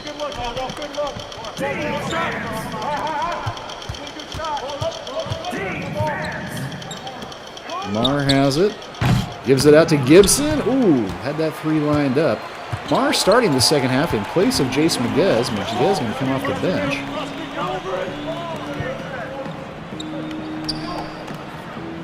An adjustment from Coach Adkins, the Lonestar. Hyman has it, and he's got 2 defenders on him, but he's bigger than one of them. He's going to try to take it, and he does. How do you stop him? How do you game plan for him? I mean, you got one of the best defensive bigs in the game in Derek Long. I mean, what more do you need? Do you need to go out and recruit Joe Gauskas to join your team too and have them double team him? Maybe. What's your plan here? What do you do? Maybe need all the bigs you can get. Maybe get the 3s going from outside would help things too. But no dice there on that attempt. Once again, the game is all tied up. But it started out as a low-scoring affair. Never really picked up the octane either here, Siege. Nope. I mean, and to be honest, after the first 2 games, we watched a lot of offense, lopsided games. I'm loving seeing a nice close, defensive-minded game here. Lonestar just can't get it going from outside, certainly not here in the fourth quarter. And Trey Hyman, nice dish, finds his brother inside for the finish. The Hyman connection once again. Hyman to Hyman.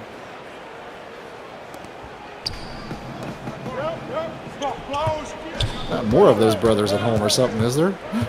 I don't know, but it's the day of the brothers here. It is. International Brothers Day here in SimWorld Hoops. Caden Ship once again, looking to go to work. Gives it up to Xavier Pope, not Isaiah. And yeah, I feel like there's an official International Brothers Day, but I just can't remember what it is. Maybe we'll see if we can get our statisticians to work on that one. Yeah, someone will enlighten us. Second chance here for Bay Area on this possession. Shot clock winding down. Ship's got to do something with it. He's just going to take it himself. Can't get it to go. And Nini rips the rebound away. We've seen Nini and Jace Miguez both hit some big-time clutch shots this year. Both of them have hit very timely 3s in some close games, and let's see if maybe they're going to get another one tonight. One of them's going to have a chance. Well, it feels like it's going to go that way. Bay Area now up by 4, and that feels like massive lead. Timeout. In the context of this game. In this game it is. Well, Lonestar actually had the biggest lead in the game. They ended the first quarter up 19-12. A very defensive-minded opening 8 minutes, but Area stormed right back, and it has just been back and forth since then. Actually, 4 points matches the biggest lead that Bay Area has held in this game so far.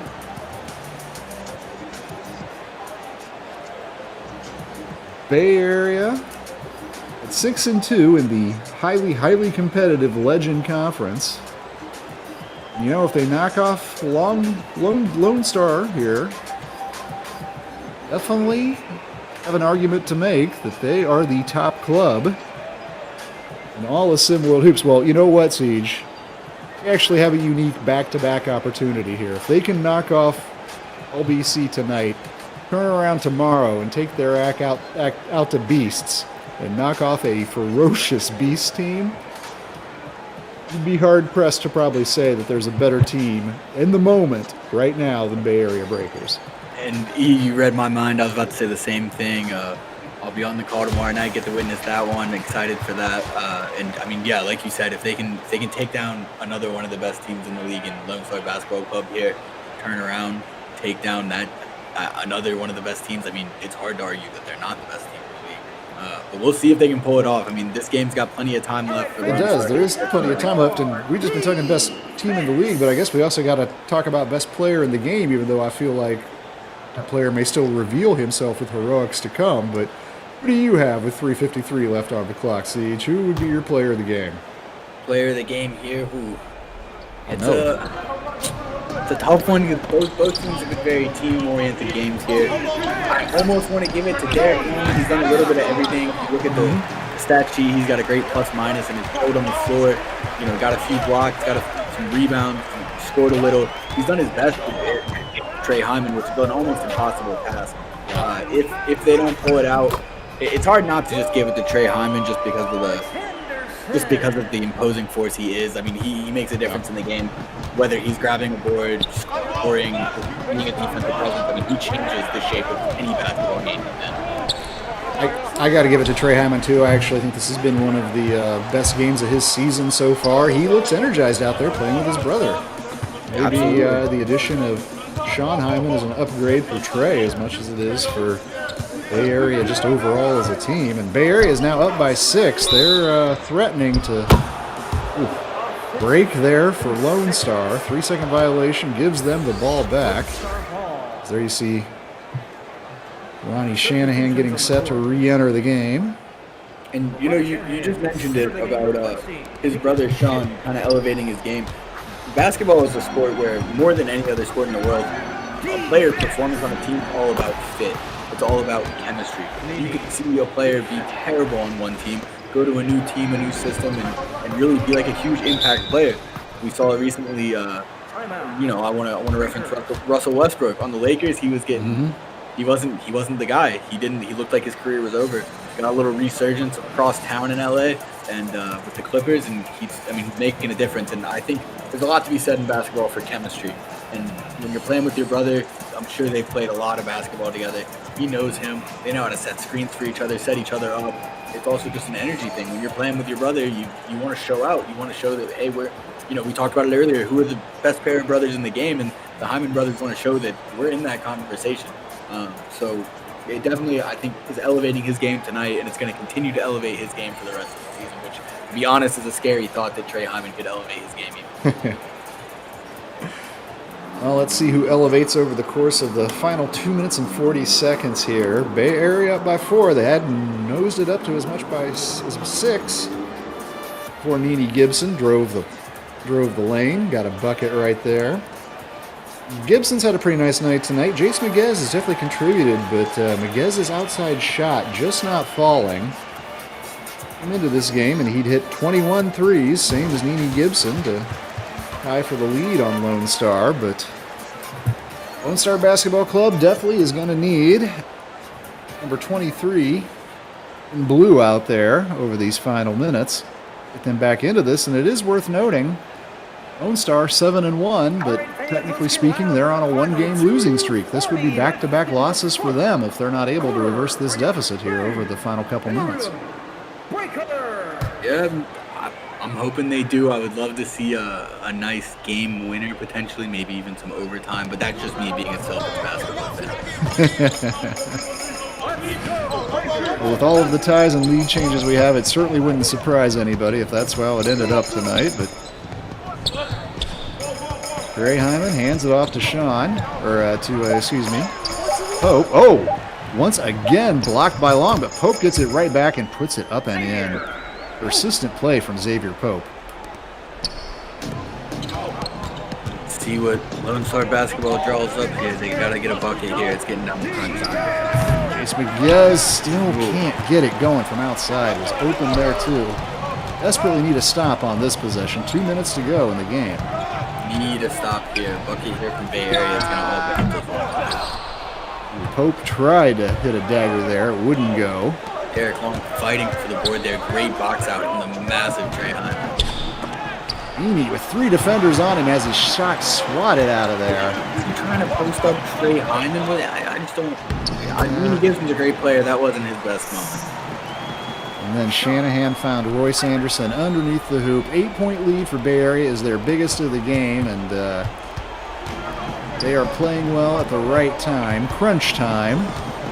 There's still enough time for Lonestar to get back into this, but every possession is really counting at this point. Nini gets that one to go. All right, it's not over till it's over. Not over. 6-point lead. Chase McGuez isn't hitting. You go to your other incredibly clutch player, and Nini Gibson. You can get a stop here, another bucket, another stop. You're right back in it. So let's see what they do. All about stops right now. Oh, nice play There from it is. Long.